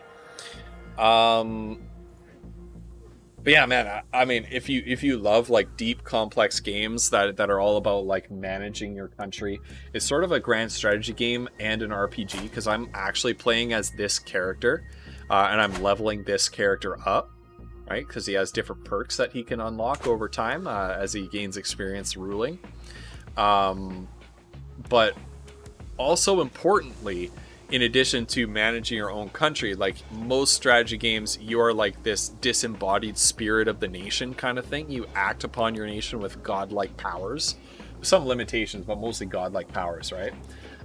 In this game, you actually have to manage your relationship with other feudal lords in your country. So I'm the King of Scotland. I own all of these territories with the little name tag. These are parts of Scotland that I directly rule. The rest that have these little flags are actually ruled by other feudal lords, and I need to maintain my relationship with them. Like, this guy likes me, 50 plus 59. This little kid rules over here. He kind of likes me. She's kind of neutral towards me. This guy is a member of the royal family that I usurped to take over Scotland. You can take over the world. It's hard, but you can. This guy was a member of the original royal family of Scotland, the MacAlpins. I usurped them. I overthrew them.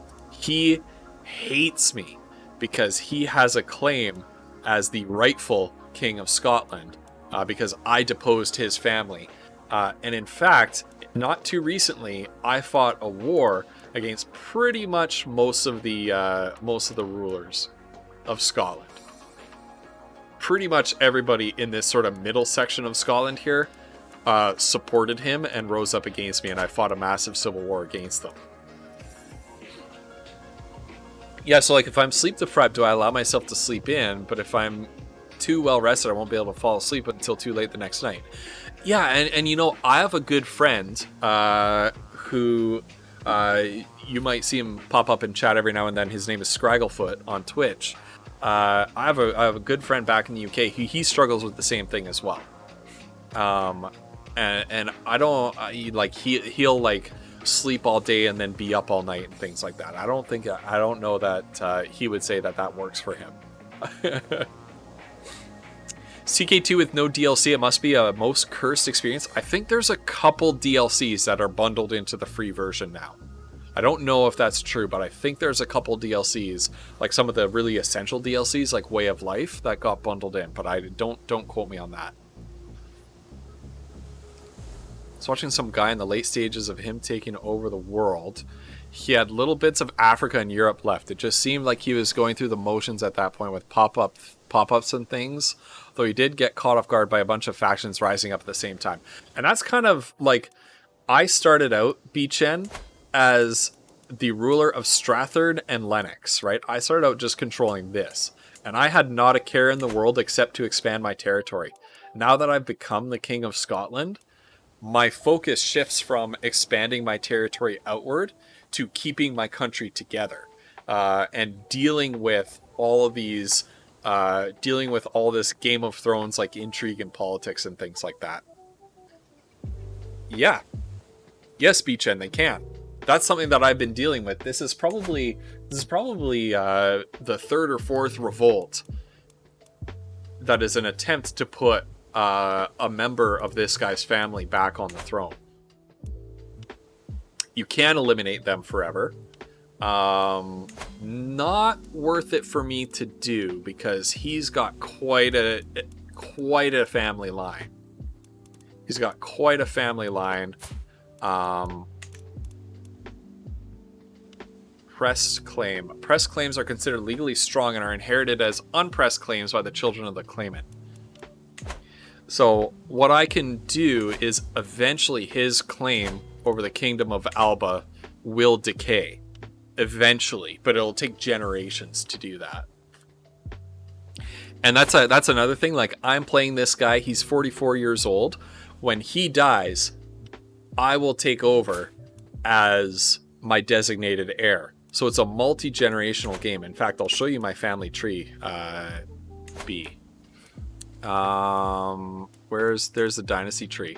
So I actually started the game as this guy, King Malsurf, Petty King Malsurf Macomgal of Lothian. Right, that's who I started the game as. I took over as Shiraz for a while. Right, my son named Shiraz. I took over as him for a little bit. That was a disaster of a playthrough, taking over as him.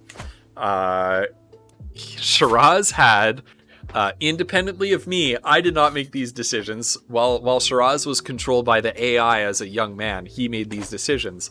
He kept on sleeping with his sister Elbrig, and basically fathered 3 incestuous children by her.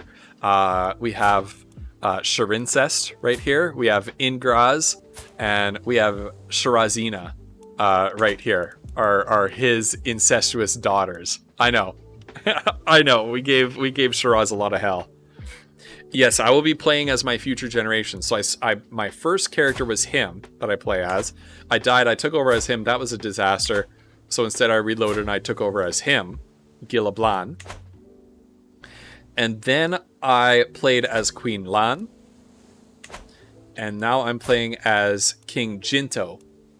And when Jinto kicks the bucket, my character will switch to Prince Neo right here. So it's a really cool thing. How did his daughters die? Yeah, they all died young because they all had health complications due to being very much inbred. Very much inbred. They died young. I think her Iwa, yeah, she is one of Shiraz's legitimate daughters. So not born of incest.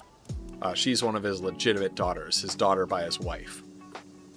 So yeah, this is a really cool multi-generational game. Sometimes you gain territory, sometimes you lose territory, sometimes you lose a war. And actually Crusader Kings 2 gained a lot of attention within the industry for rethinking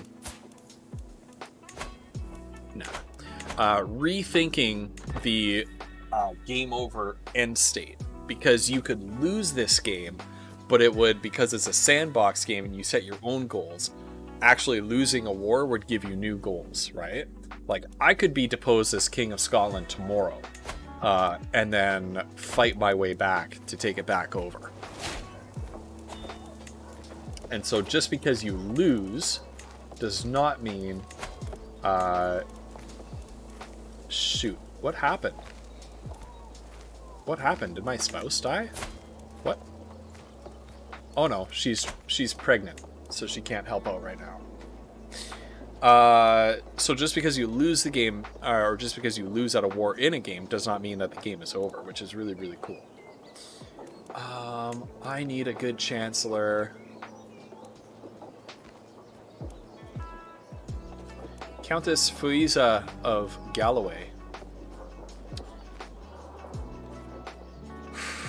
Let's keep our vassals happy. Let's put her in charge. Welcome back, Neo.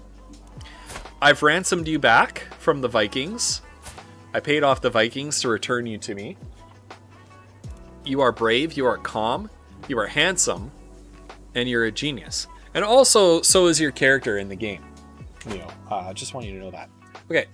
I need to take a real quick intermission. I'll be back in 1 minute. In the meantime, I'm really curious about your answer to the question of the day, which is, where is the furthest from home that you've ever traveled? And my answer is Japan. I went to Japan when I was in high school, which was a really, really cool trip. Japan is unfortunately not rendered in this game, but I visited the northern island of Hokkaido on like a summer student exchange, which is really, really neat trip. Where is the furthest from your home that you have ever traveled? I'm curious to know, and I will be right back in a moment. I would play a random clip for you, but I think I somehow broke my random clip player, and I don't know how. Is it working? No, it's not. Okay, so enjoy a chair stream for a moment, and I'm going to see if I can fix that random clip player for my afternoon stream, but I'll be right back in a minute.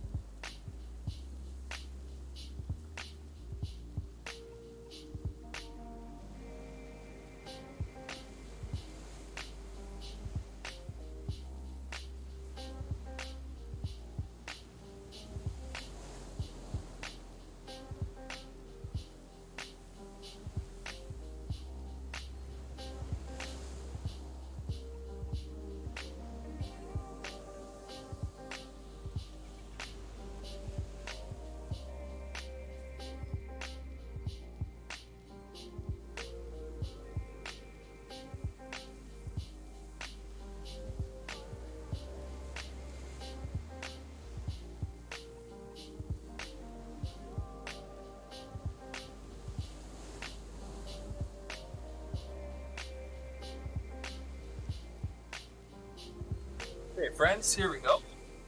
Belgium. Belgium. Neat. That's not too far, though, is it?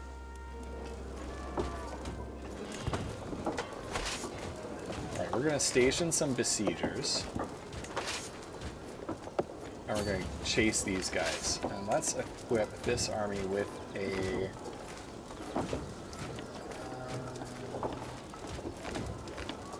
do I have any more? There we go. He's kind of not the best commander, but he has that siege talent. So here's how sieges work in the game for anybody who doesn't know. Basically, the game calculates the number of soldiers in the siege versus the number of soldiers in the castle garrison, as well as the fort level. That is the sophistication of the castle's fortifications. And it'll calculate how long it will take the siege to last before the defenders give up and surrender. Daily siege progress is calculated right here. Adding to it is, so you can see that this castle has fully stocked supplies. However, disease is rampant. Every 14 days, there's a random roll to see if a siege event happens. This can be things like food is running out, things like that, that will progress the siege faster, right? So it says there's a 5-month siege right now. Because this commander has the military engineer trait, he has an extensive knowledge of siege engines and defensive capabilities, and he will not be kept at bay, right? So he knows how to conduct a siege really, really well. Normally, the siege event countdown is every 20 days. With him in charge of that army, it's only 14 days. Asked if I want to extend the training. A 3-month training in team and resources manager. I said, why? They basically said 0 accident in a restaurant kitchen is impressive, but 0 accident in a restaurant kitchen for 7 years shows a leading instinct. Neo, do it. Do it.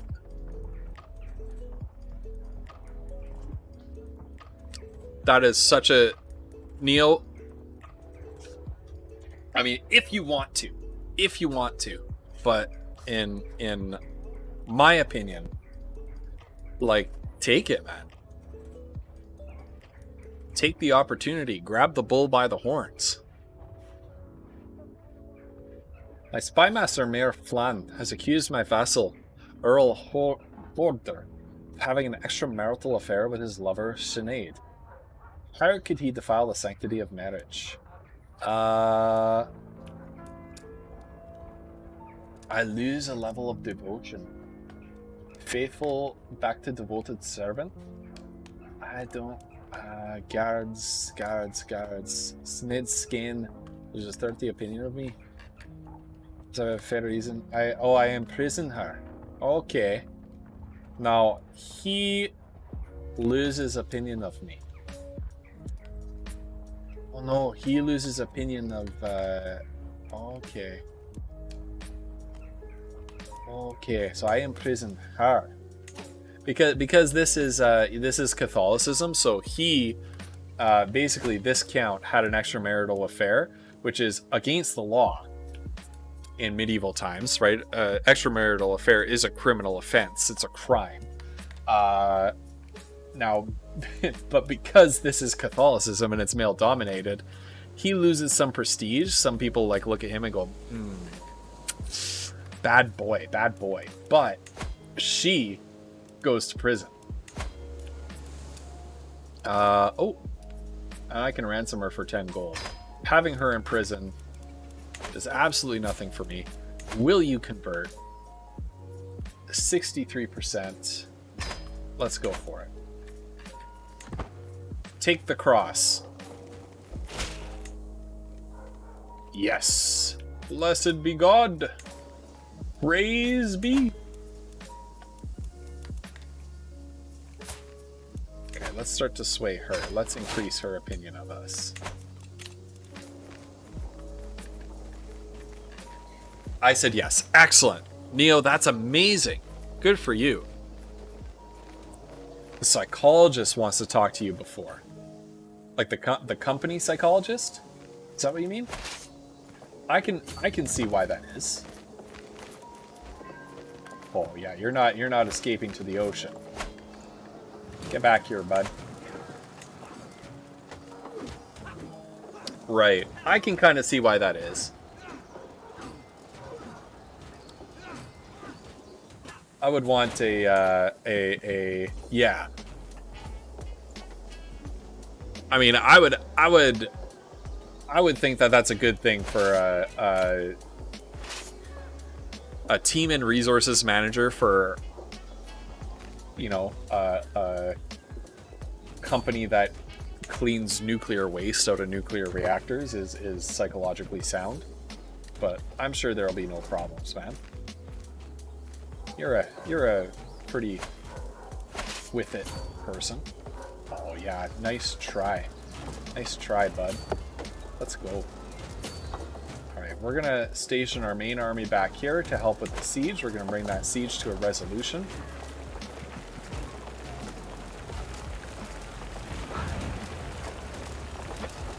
There we go. 7, 6, 5. Ooh, Neo Magento. Patient. Learning, Leash Opinion, Vassal Opinion, Hostile Scheme, Resistance plus 10. Opinion of impatient characters. So gain the trait Generous or gain the trait Diligent. Diligent is a great trait. Great trait, but I will take Patience.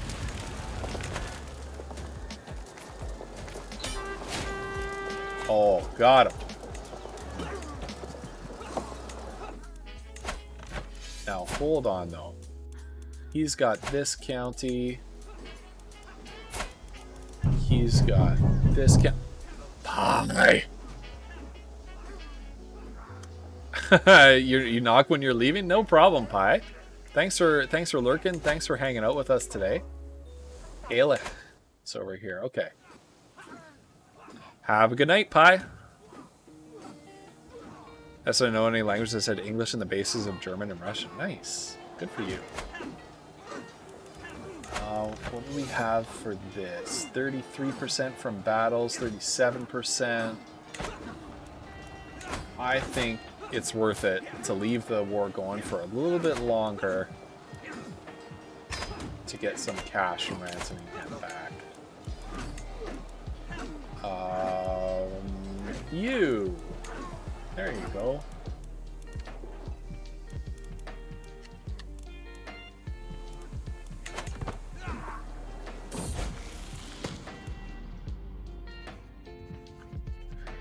You are always there for me, and I hope you know that I'm grateful. That's Neo. That's Neo speaking right now. My son and heir Neo approached me in a rare moment of contemplation. When I need it, I expect you to be there for me too, or we're gonna form a friendship. I'm gonna make him my heir a reliable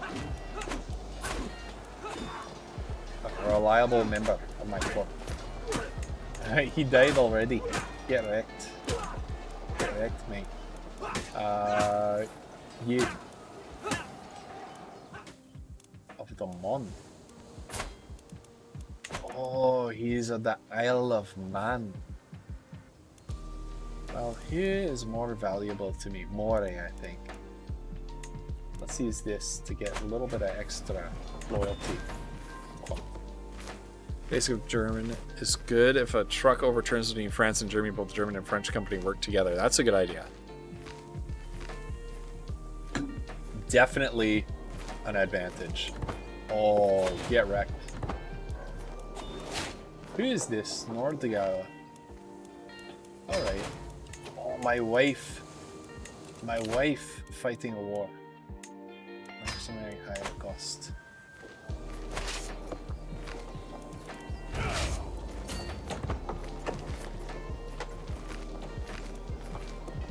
Deal with this little pipsqueak army.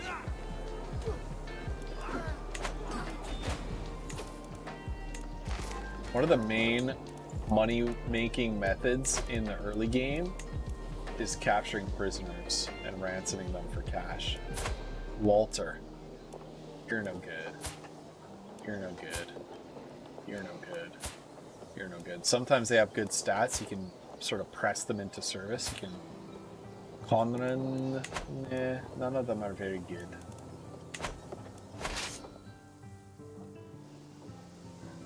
Try to find someone to hire since late 2019. You're the one, Neo. They looked at your application. They see Neo on there, and they said, he is the one. All right. Northumberland, which is Brunei right now, because this guy is Welsh. Bernicia. Oh, Hildegard, you have been so brave, so strong. Words cannot describe my love for you, and now we have a perfect little son. You will become my child, and what shall I call you? Fergal. Let's call this one... Let's call this little mite. What is he? He's comely and he's intelligent. Let's call this little mite, Let's call this little mite... Poke. Poke. Oh my god. Robert the Bruce himself is here. How are you doing today, Brucey?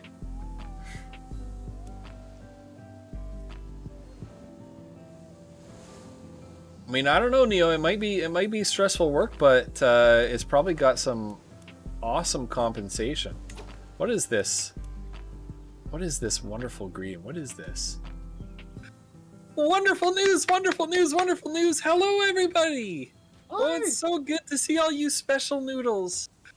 Wonderful news! Wonderful news! Wonderful news! Hello, everybody! Oh my goodness.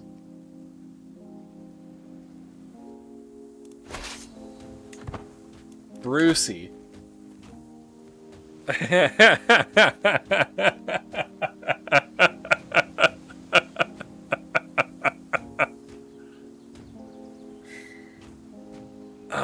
That was a clip of our D&D stream from last night. I play D&D. I'm the dungeon master. I play D&D on stream every Tuesday. It's not always on this channel. Last night it was on Flutterdie's channel, but there's a command that shows you all the. So these are all the channels that we play on. Although we do need to modify that because Leader stepped away from the campaign, and we've never streamed on Woof's channel because Woof isn't affiliate yet. I don't know when Woof is going to become affiliate. I think Woof needs to stream a little bit more regularly, but... What do we have? My vassal, Earl Horder, has brought forward undeniable evidence that Roman was fathered by none other than him. I wonder, did Roman know about his true heritage, or was it such as much news to him as me? He's 0 years old. I'm sure he doesn't care. Will this revelation come as a blessing or a curse? Imagine this little 0-year-old infant being like at this dude who's like, I am your father, and this like 2-week-old baby is like, what a twist. It's like the meme of Baby Yoda being like... My day's been going great. I've been really enjoying this stream. This is a playthrough of Becoming the King of Scotland that we've been doing for a couple weeks now. It's progressing well. Concerned for my current war, my friend Dunsing has paid out of her own treasury to aid my efforts. I get money and lose stress. Yes. And I won the war. Cumberland is mine. Now let's go help my wife. Let's go help my wife out. It's gonna cost us a pretty penny, 36 gold to board our troops. So for anyone who does, like, you can't build ships in this game, unlike CK2 where you would build you wanted to have enough ships to fit your army. In this game, there are no ship units. All you do is you march your army into water, and it'll charge you enough money to like rent the ships or commandeer the ships. Let me give this. Do I have any siblings who are still alive? No, Flannel is dead.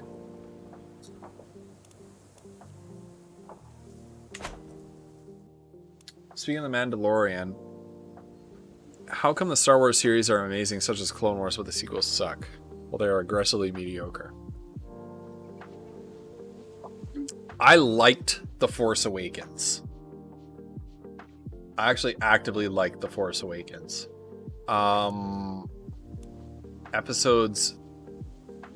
Episode 8 was like, what are they doing? You know, like I was kind of like, what are they doing here? Like, even from a writing standpoint, makes very little sense. Episode 9 was a freaking roller coaster ride of like everything happens in the first half hour, and I was like, what is happening in this movie? Like, it's crazy. I agree with you, Brucey. I think people put too much stock in the franchise. But why are the series good? I don't know. I feel so, but the thing we need to understand about the series is that the movie series, I got Raiders right here, but he's in somebody else's realm. That's fine. The movies, they were trying to pump out too many movies at once, right? And they actually, we do know that they pumped the brakes on that, right? They stopped producing so many bloody movies in such a quick amount of time. Let's give this guy a county. Let's give him Ayrshire. We'll keep Cumberland for ourselves. There we go. And I think as part of that, like I wasn't in the boardroom when this decision was made, but I think as part of the decision-making process to who's gonna inherit a foreign title? You? Hold on. What's happening? The Northern Army is coming for us again.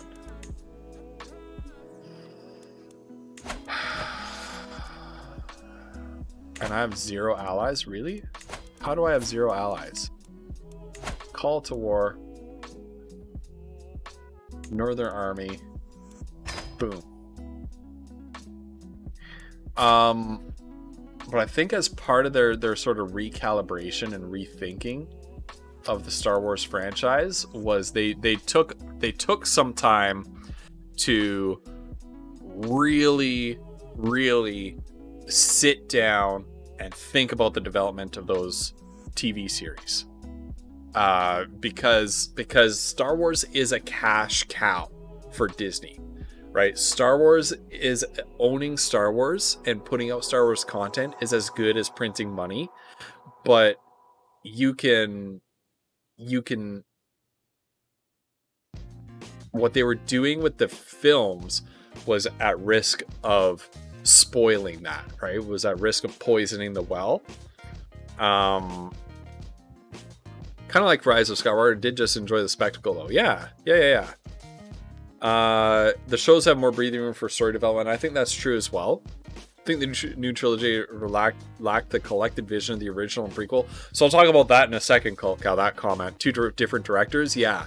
So I'll talk about that in a second when I catch up with chat here. Did you know a movie with the impact of capitalism or the Industrial Revolution?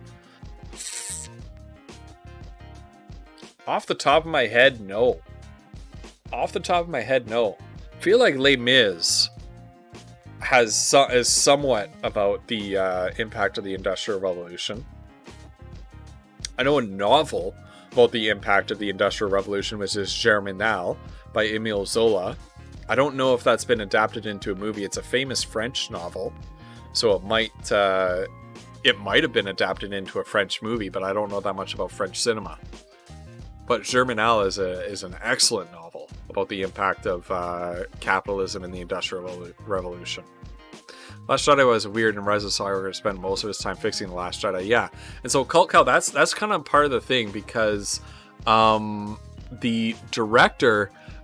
So I know J.J. Abrams was the director of The Force Awakens and the Last Jedi. The Rise of Skywalker was the last one, right? Yeah.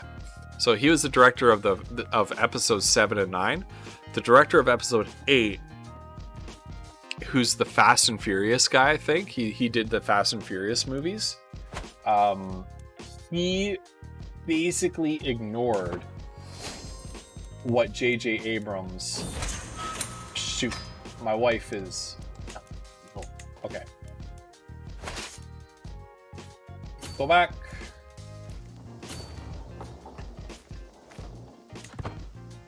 Go back. There we go. I can manage this fine on my own. Finance lesson, stewardship +3. Let's take it.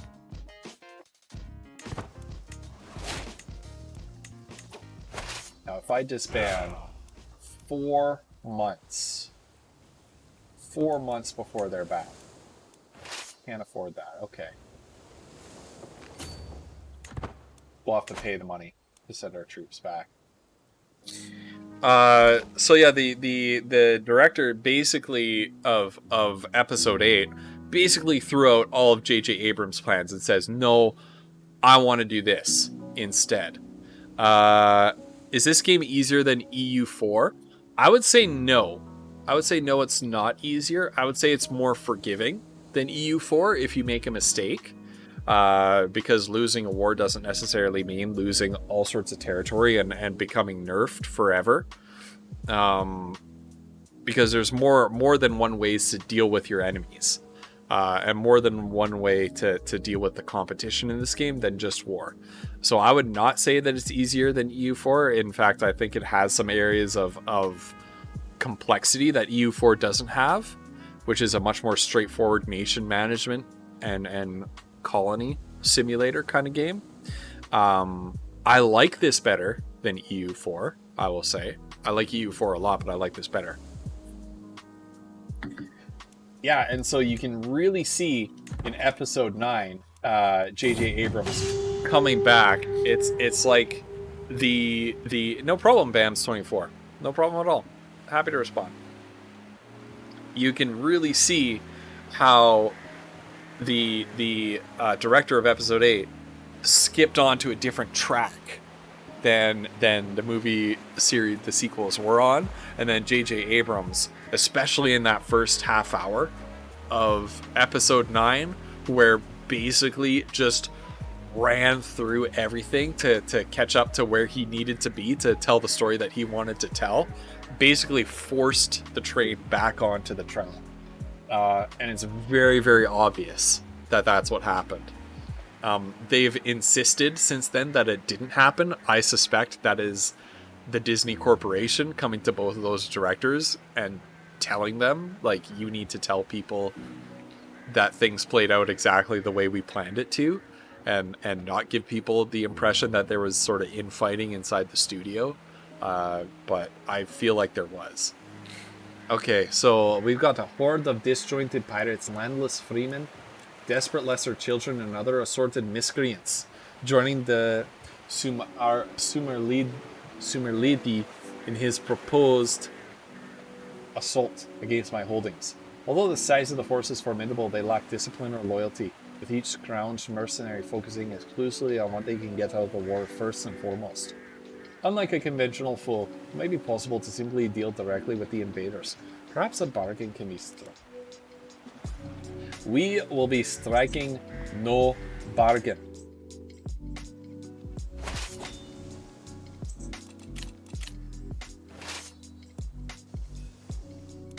Our ships will be returning soon, and we will deal with this Viking menace once and for all.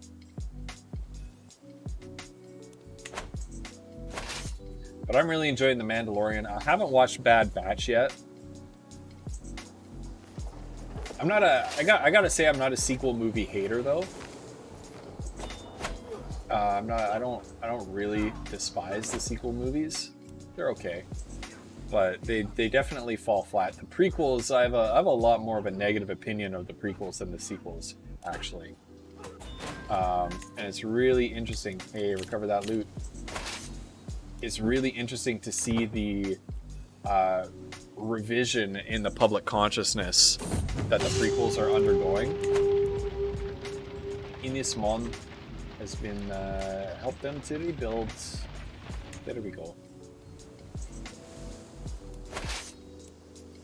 All right, let's meet this Raider army right here, because it used to be like, I've heard a lot of people say like, I like the prequels and the prequels are legit good movies and things like that.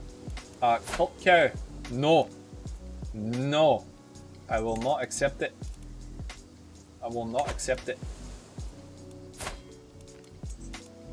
Neo needs to be the why is Neo all of a sudden losing? Cult Cow, you're a good person, but I'm not happy. I'm not happy with that decision. But yeah, like you know, the prequels were not like they were not as well viewed up until very recent as they are right now. So what has happened here? What has happened to the succession? View the election. Vote score. Prince Jinto is losing by 1 vote. Losing by 1 vote. How do I increase his prestige? I can have him as a counselor when he grows up. That's what I can do. I prefer the less Space Wizard nature of the Force in the prequels than the sequels. Overall, I enjoyed the movies when I watched them. That's fair. That's fair. I like the prequels, but I was like 8 when I watched them first, so I was a bit entranced by lightsabers and the droids. Playing a game, so I'm a bit inattentive. That's no problem. Cult Cow is currently winning the election for the throne of Scotland, which is to me not acceptable. He's not a terrible choice. All right, what do we have here? Okay, let's meet them as they land. Quan Lotharingia. They're gonna have the... Oh, big mistake. So they're gonna have a negative modifier for having recently disembarked from ships, so they haven't had a chance to organize themselves, and this is the dregs right here. So we are gonna obliterate them. Did we rout them?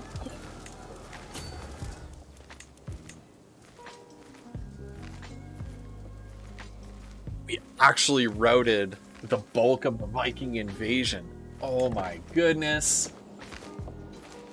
This is gonna be savage. He's even retreated out of my territory. Get wrecked. 800 troops. Boom. Easy war. Easy win.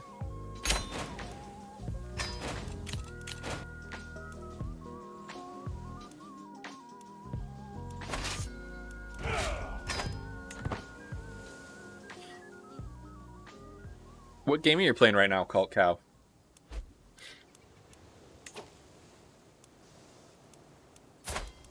Oh, okay. A bit of an interscene civil war here. Scottish lords are constantly... Popular opinion, I'm not a fan of Lord of the Rings. I think it's overhyped and not interesting to you. Interesting. See, I love the Lord of the Rings trilogy. However, I can see why somebody... Mother Gunship. Okay, yeah. Isn't that for free right now? I think I picked it up on Epic Games. But yeah, Brucey, I can 100% understand why you would not be into, like, I can 100% understand why Lord of the Rings would not be somebody's cup of tea.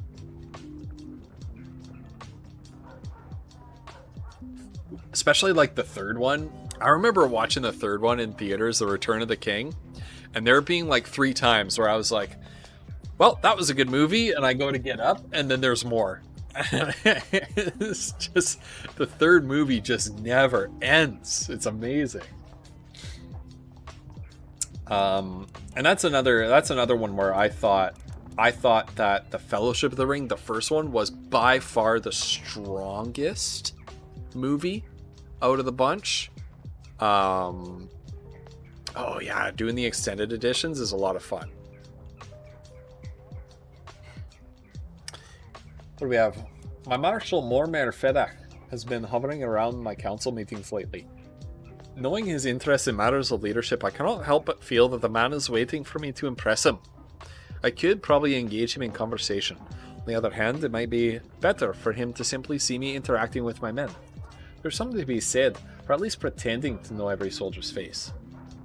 Let us discuss methods of communication. Or we should try to greet some recruits. Okay. So he can increase his opinion of me, which is already very positive, or I can get respected figurehead levy reinforcement rate. Yes, done. Alright. So Scotland is currently at peace. I can declare some wars. No, I don't want somebody else's claims. Meath. Holy War. And I am superior. Holy War for the Pharaohs. Now, this is de jure part of the Northern Isles, which is de jure part of Norway.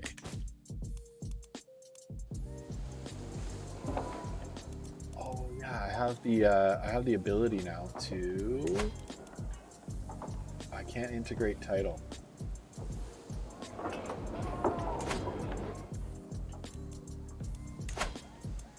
Why can I not integrate this title? Do I need to unlock some technology for this? See, somebody, National Pokedex, was asking me about this, and theoretically this is what I do, but I don't actually understand how to do it. Something is preventing me from doing it, and I don't understand what it is. Alright, let's convert culture there. Let's increase our control here.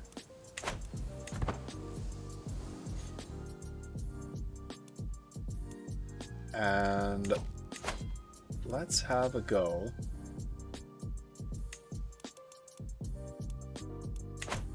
Let's have a go at Meath. Declare a holy war for the Duchy of Ulster. Or Meath. Let's go for Ulster. Holy war declared. Now, enemy nations of Asatruan origin may join this war. So, as a preventative measure, I spent 350. Okay, let's keep an eye on. Let's keep an eye on. Let's keep an eye on the progress of the war here. If all sorts of Norse nations jump in to try to help their sister of the faith, then we'll call in our ally. Queen Hildegard High comes of age. He grows up fast. He became an adequate bargainer. That's not too bad. He's shy and he's craven, which is not the best for a diplomat, but that's okay.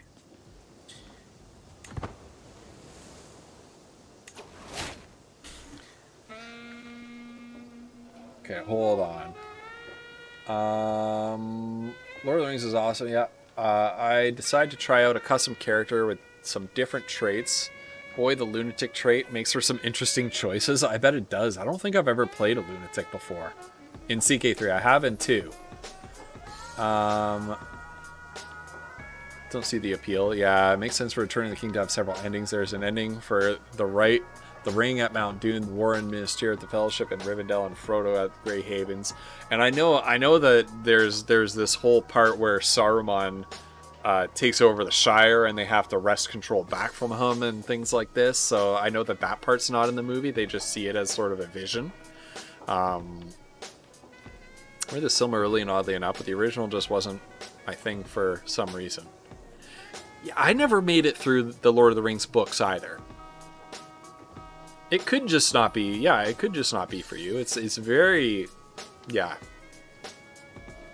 Like, I'm not somebody. I don't believe in something being viewed as an uncritically, unquestionably good work, right? I don't. You know, if somebody says it's not for them, it's probably just not for them. That's okay. Vinyl, thank you for the 10 months of boops. Thank you for the 10 months of support. How are you doing today? How's work going today? How was your appointment yesterday? We never got to talk about that because we were neck deep in D&D at the time. I hope your work appointment went well yesterday.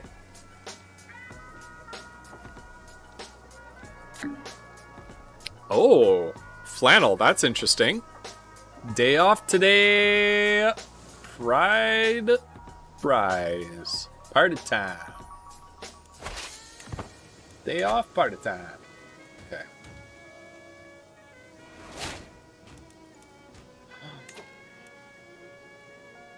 Why is... Hold on. Why is he my heir again? Kingdom of Scotland. Succession. View election.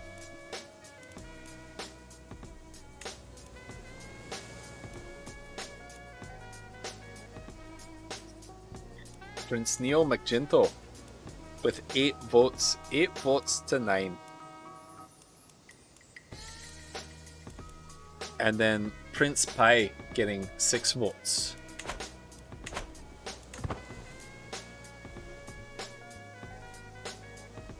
Cult Cow is just that awesome.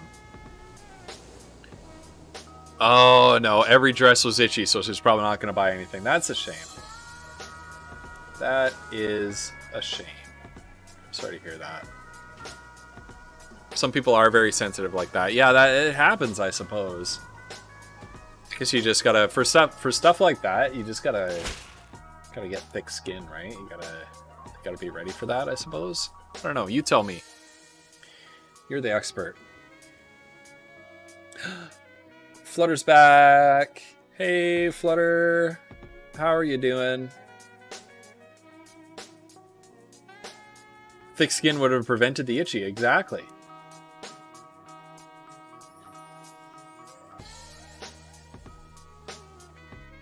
Seems to have little choice. Who is this? Moray? Fine.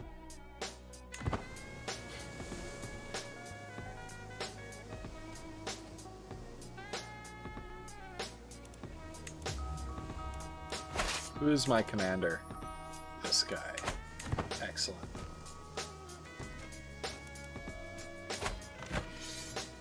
It's still just between us. That's the way I like it for now. There we go. What? Oh my goodness. Who? So it's Pi now. How's the crusade going? Pretty good. We managed to fend off a huge civil war, 2 Viking invasions.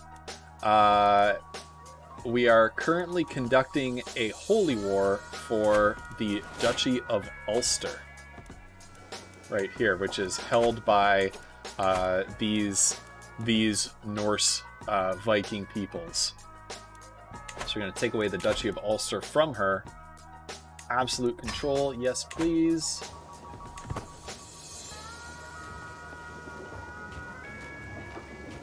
So it's kind of like a mini crusade right now. Mayor Krynik of Kincardine has accused my vassal Prince Artebran of having an extramarital affair with his lover Dorothy. How could he defile the sanctity of his marriage?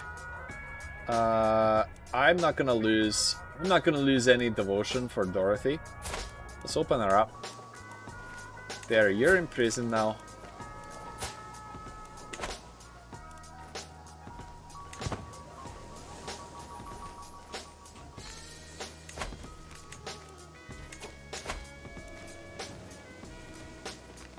I'll take a wee kick. I'll take the hit. Kronen. Yeah, I'll take the money. So we're going to be expanding the Kingdom of Alba into Scotland now. Or not into Scotland. Oh my god. Of course. Into Scotland. I mean into Ireland. Alright, let's chase their army back across the river. Hey, enjoy your walk. Nice chatting with you, Brucey. Hope you have a great day. Oh, Hildegard, we got a lovely daughter.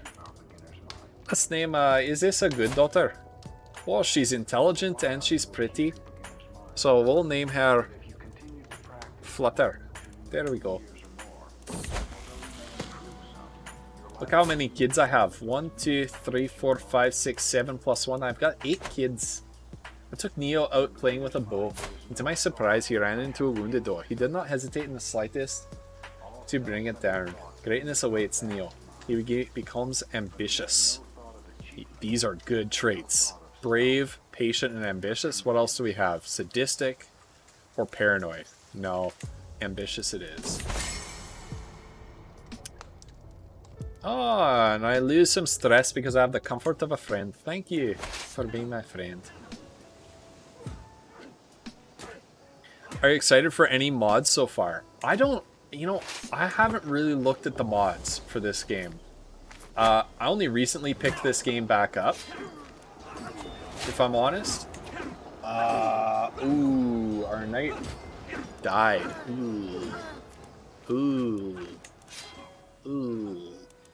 But I don't, yeah, it's like I played this game a lot at release when there were no good mods, and then I've kind of put it down for a while, and I'm just coming back to it. So if you have suggestions for mods, I am all ears. The Murmur of Carrick. Let's find out some secrets. Who's got secrets? Who's got secrets? Let's go to Strathern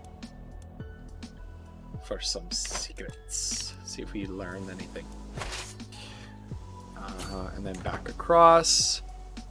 So Cult Cow, if you have any suggestions for mods, I would love to hear them. I don't know if there's a Game of Thrones mod for this game. I remember loving the Game of Thrones mod for CK2. So I don't know if there is such a thing. Julianne, Hannah, Bourgogne, Gladys, Cadred, a robust man with a congenital trait. Nice, he's a robust man. Catholic, Welsh, he's a little baby. Gerard is an experienced commander with 2 commander traits. Marple 13. He's Catholic and Bavarian. He is Welsh and Catholic and possessed. He's possessed by the devil. Let's give him a county. Let's give him Shropshire. Well, he has no... He's more useful to me, actually. Let's give him Ayrshire. Boom. He's an old man. Worst thing that happens is he dies before he has a kid, and that reverts back to my command. Elder Kings 2. Guardians of Azeroth, and of course, Game of Thrones. I like Princes of Darkness, a World of Darkness mod. I tried that, and I couldn't get it too into it. But that's... Fryfran, thank you for the follow. Thank you so much for the follow. Wait, is that an alt account? There was a Fryfran08 that followed just a little while ago. What's going on?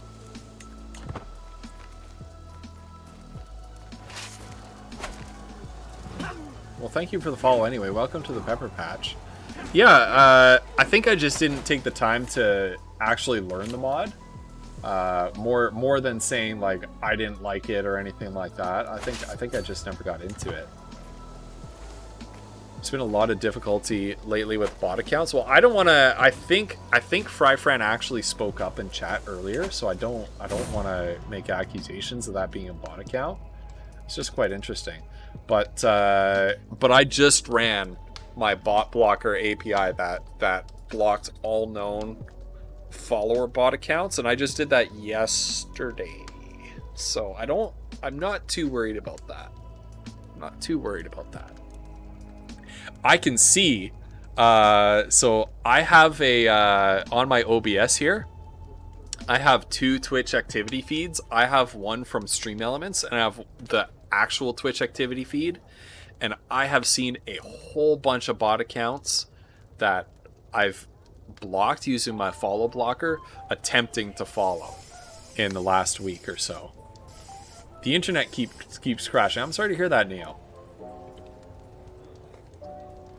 Yeah, I know, because there's like this whole vampire thing and everything going on. It's kind of like Vampire the Masquerade, right? Princes of Darkness.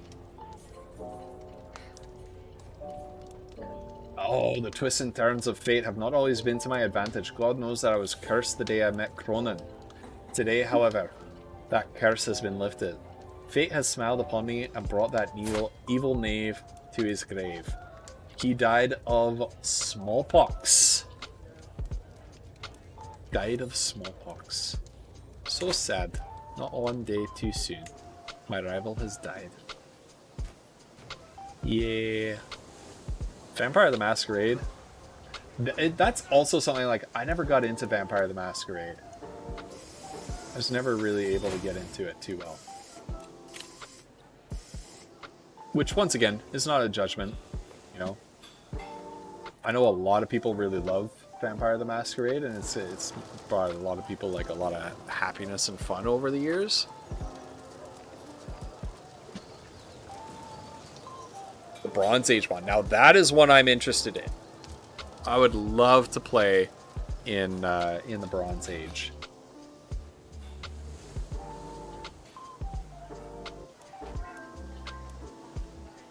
Virtuous Bishop celebrated. Boom. Virtue. Catholic world becomes more fervent, more faithful in their Catholic faith, which is good for me. Now I think the Crusade decision has popped. Prince Isa ibn Imamadin of the Achaemenid Empire. Good. So they're going to stay separate. What is this? Against the tyranny of King Lothar. Oh my god. Fine, I'll join that war. Doing a bunch of laundry and stuff today. Nice. Kali is much better. He went to work today. That's amazing. It's amazing that he's feeling well enough to work now. Bronze Age Marianu. They're currently working on a big update. Nice to know. Actually, yeah, Neo has some big news that he shared with us about the job. There's been an evolution. There's been an evolution in what the position means. Which I can totally understand being scared, but man, gotta be excited too. Alright, we're 50% towards winning this war. They are involved in too many other wars. Land grows up. Charismatic negotiator. Let's see if we can get a cheeky alliance with her. Let's find a good spouse. Let's find a good spouse. one that brings some of those congenital traits. Let's keep these inheritable traits. Let's go for alliance power. Let's go for alliance power. The Kingdom of Burgundy. Marry the beautiful Princess Constance.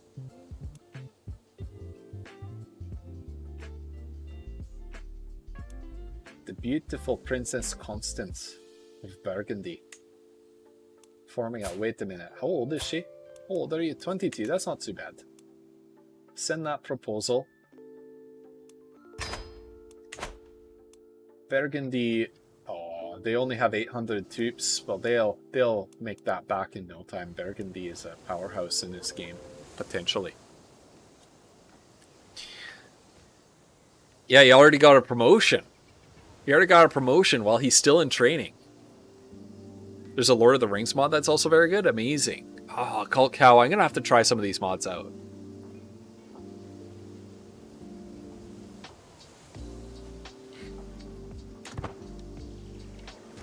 I know, isn't it? Isn't that amazing, Vinyl? King Adamar of Burgundy. You are now my ally. Now, what about her? She's betrothed to this guy. And it's a matrilineal marriage. Nice! Nice! Where is he in the succession? Now, where are you in the succession? Come on. Rasso. Prince Rasso.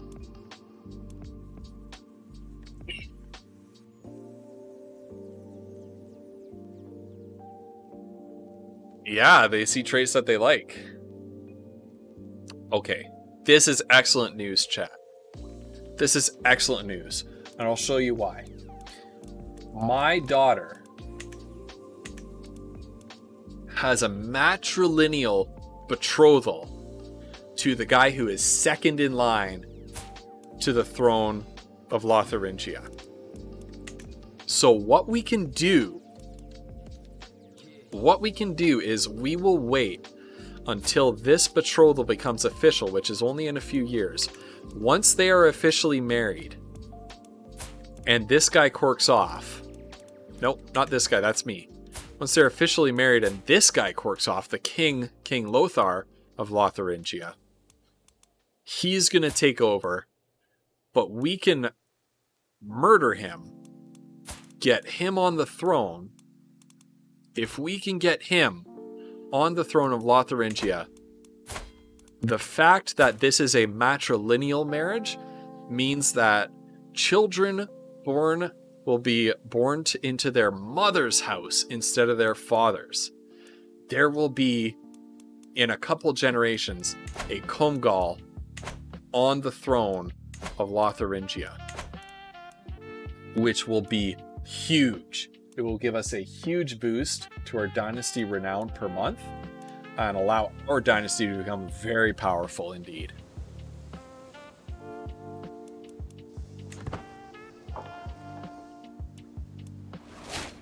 Time to murder some kids, I agree. Now, but I have to wait for that marriage to actually happen, because if I were to assassinate the first in line right now, then the king will never allow that betrothal to actually go ahead. Because the AI at all costs resists marriage arrangements that will result in their dynasty losing the throne. Prince Pi McGinto, no. We're not going to give Pi that position because we need to bolster Neo McGinto's position.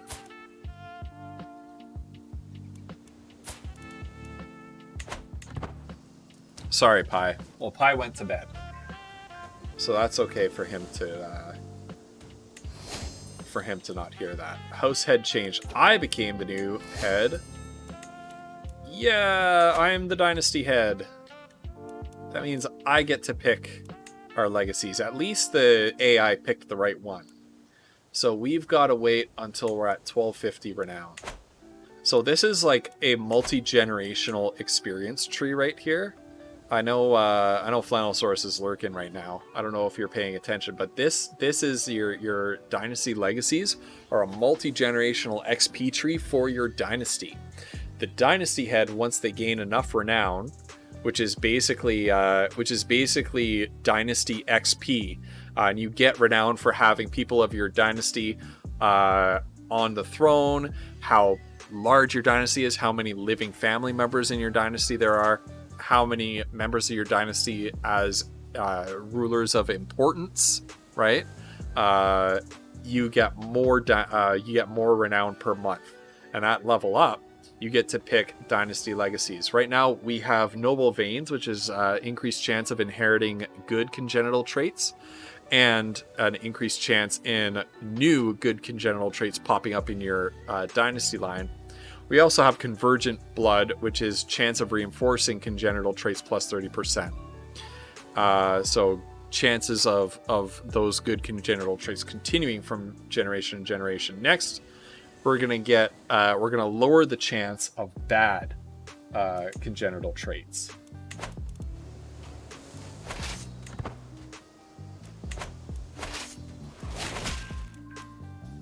All right, Neo is back in first place here. Greetings, supplies, back's efforts. Keep it up. Keep up the hunting for secrets. We are going to split this army into two. We're going to take this second army. These guys are not directly at war against me, the Connacht. I'm not at war against them, but they're also at war with my enemy, and so they're kind of spoiling my plans by trying to siege down this province that I want to take. So they need to get the hell out of the way. And we're gonna make them. Boom. Flip the wash into the dryer. Nice. Nice. Alright, they're back. I gotta rejoin my army lickety quick before he catches me. Yeah, not chasing. Good. The AI generally works on completing legacies, doesn't completely derail you. That's a good idea. I mean, one of the things in this game is that you can't have control over everything, and you need to like sort of accept letting go a little bit and accept the fact that the AI is going to do what the AI does. But I really like that paradox thought of it. Okay. Boom. We got her. Ladies and gentlemen, we got her. Now, 12% of our war score comes from held objectives, 21% from battles won, 57% from occupied holdings. So if we do some quick math, that's 60, 70, 80, 90%. We can afford to ransom her and allow the war to continue on for a little bit longer, because we get 91 gold from that. So let's ransom her. And I think if we take these guys on, I think if we beat them in a battle, that will induce them to surrender. There we go. Yeah. So we're back down to 91% war score. Delegation was a key part of feudalism. Yeah, exactly. And that's why this game is so great. Like, you know, the only other game that I would say comes close to capturing the realities of the feudal system is probably something like medieval Total War, but even that doesn't come close the way Crusader Kings does. All right.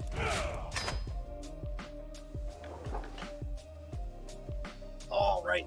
The Duchy of Ulster is mine. No. Can we...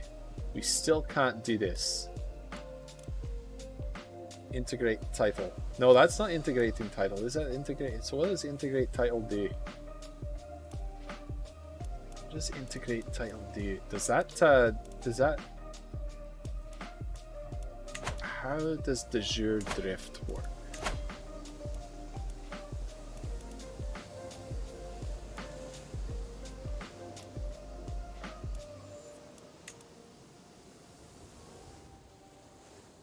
Is de jure part of Scotland? Yeah, you.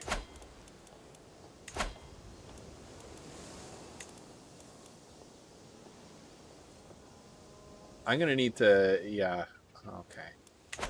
That's not something I'm gonna worry about for this game. What I am gonna do is I'm going to turn over some territory to whom? Whom am I gonna turn this over to? Mormer. Okay. Just looking for if I have any good guests, any counselors who are not already landed, which I don't. I can give the title to my son, but that creates problems when you have giving titles to your sons creates some problems down the line. I don't want to give it to someone who hates me.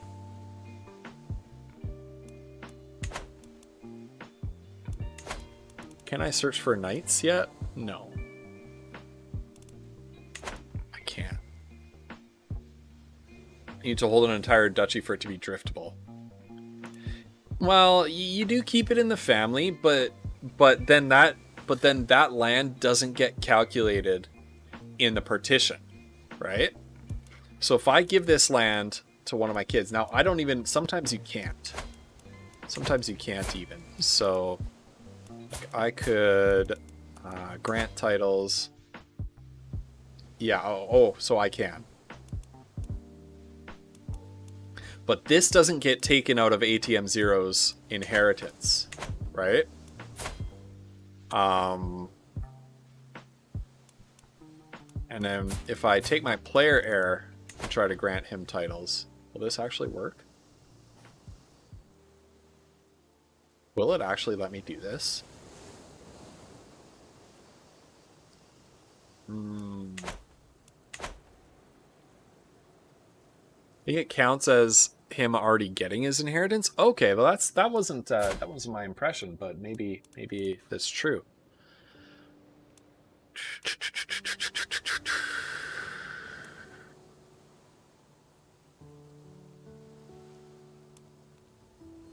Because you can't give your main heir all the land, even if you try. Yeah, that's right. That's right. Now, my thing with Confederate partition, I'm stuck on Confederate partition right now. Your titles are divided equally between your children. New titles may be created for younger realm heirs. Upon succession, all titles held by the late ruler will be divided amongst eligible children, with the player heir always being given the primary title, realm capital, and any direct de jure titles associated with it. So, my primary heir will get Edinburgh, is what I'm understanding out of that. But I feel like that happened earlier and it didn't actually work out that way. Alright. Well, here's what we're going to do. Our boy Neo is going to get Ulster.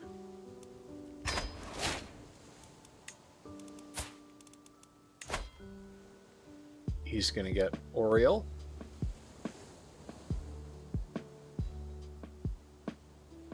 Since Prince Neo isn't of my dynasty, yes he is. And we're going to grant him the...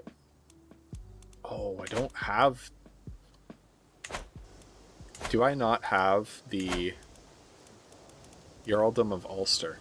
I'm going to usurp it and give it to him.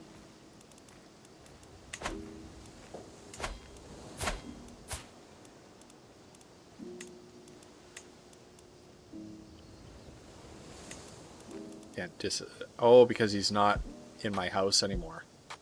We're going to grant you...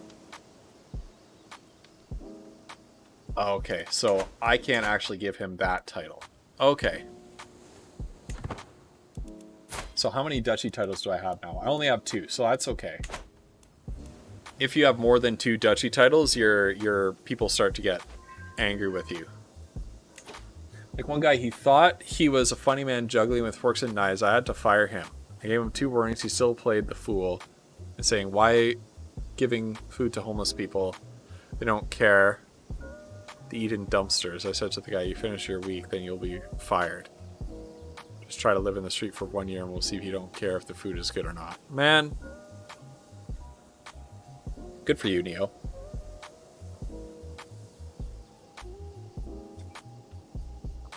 Good for you. Like that's pretty gross. That's pretty gross that somebody would talk like that. All right, let's disrupt schemes.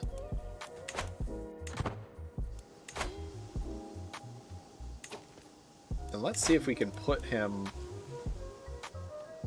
he's not better than anyone on our council. He's not quite grown yet.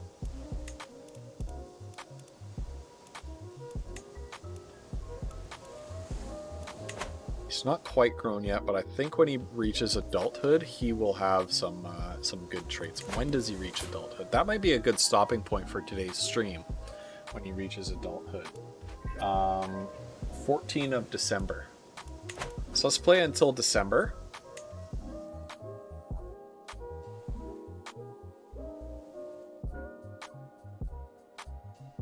Yeah, that's what I was thinking. And he would be good in that position because he's got that diplomacy education, and when you are the chancellor,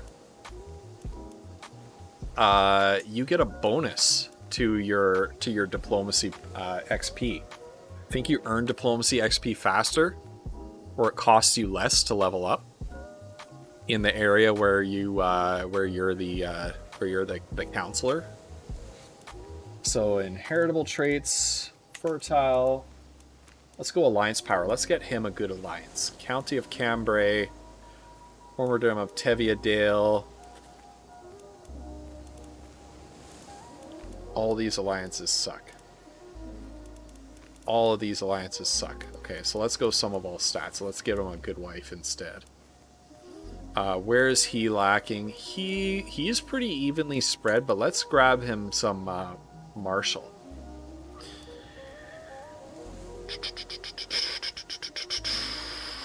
Paranoid content. They're gonna clash. They're gonna have a hard life together. Okay, we need to reset some filters. Age difference 10 years maximum. Maximum age difference 10 years. Oh wow. That's not good.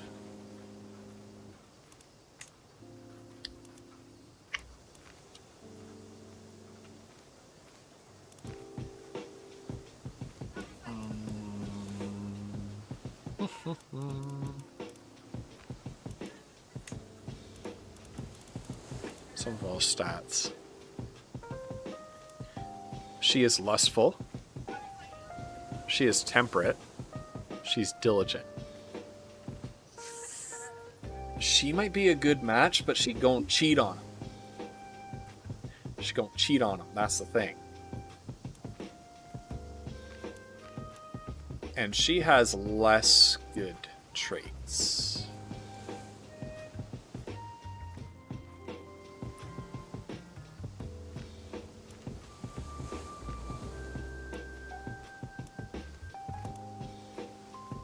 And she's a heretic. Let's go with Gerberga, because I like saying that name. Gerberga. Oh, it's a massive prestige loss though. That's not good for him. Oh, none of them are noble ladies. Let's hold off on marriage right now.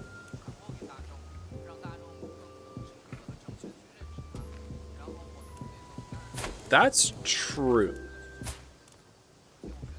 That's true. Having a lesbian wife means that her sleeping around doesn't matter as much. Is she lesbian? No, she's not. Katrin is. Katron is. But she's not liable to cheat.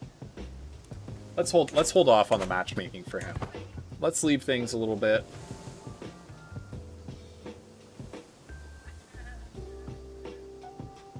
I did once marry a lesbian by mistake, though. Not a lot of kids in that marriage. She says that to Ross and friends.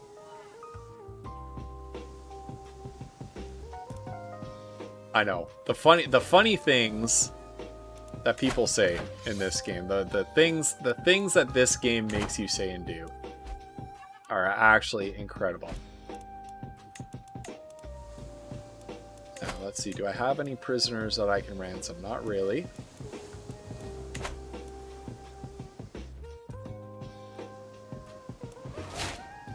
Alright, new martial perk available. We're going to become the overseer. Boom. Limit out the land, raid speed and supply capacity plus 200% supply capacity. Oh my goodness, that'll be so good.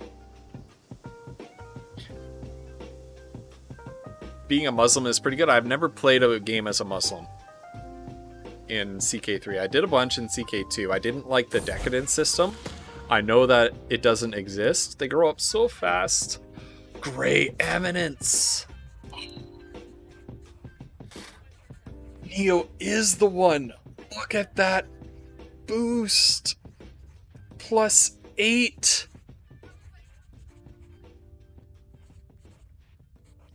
With sufficient tutelage, even a child that has displayed little natural inclination towards diplomatic influence such as Neo can come to truly understand it.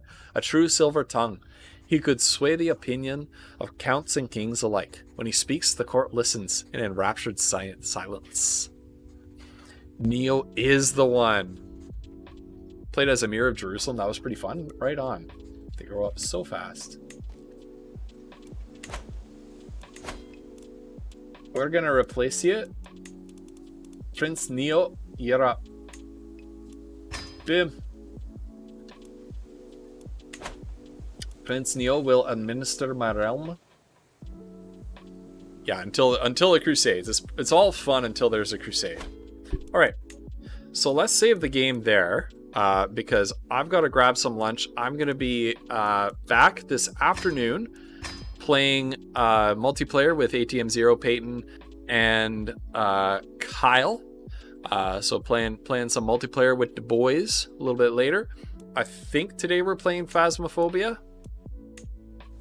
I think that's what the plan is, but we'll find out. So. With that said, we'll find somebody to raid, and then we'll hit the positivity.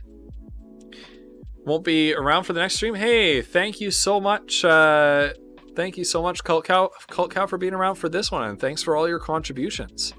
Let us. Who do we have here? Just looking at all the different things that are being streamed.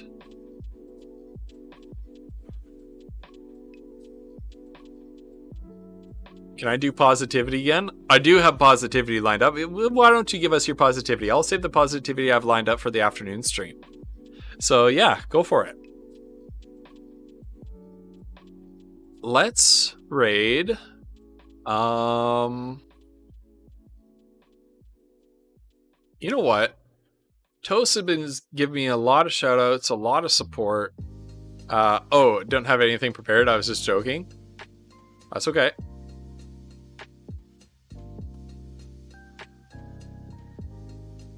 Let's give our good friend Toasty a raid.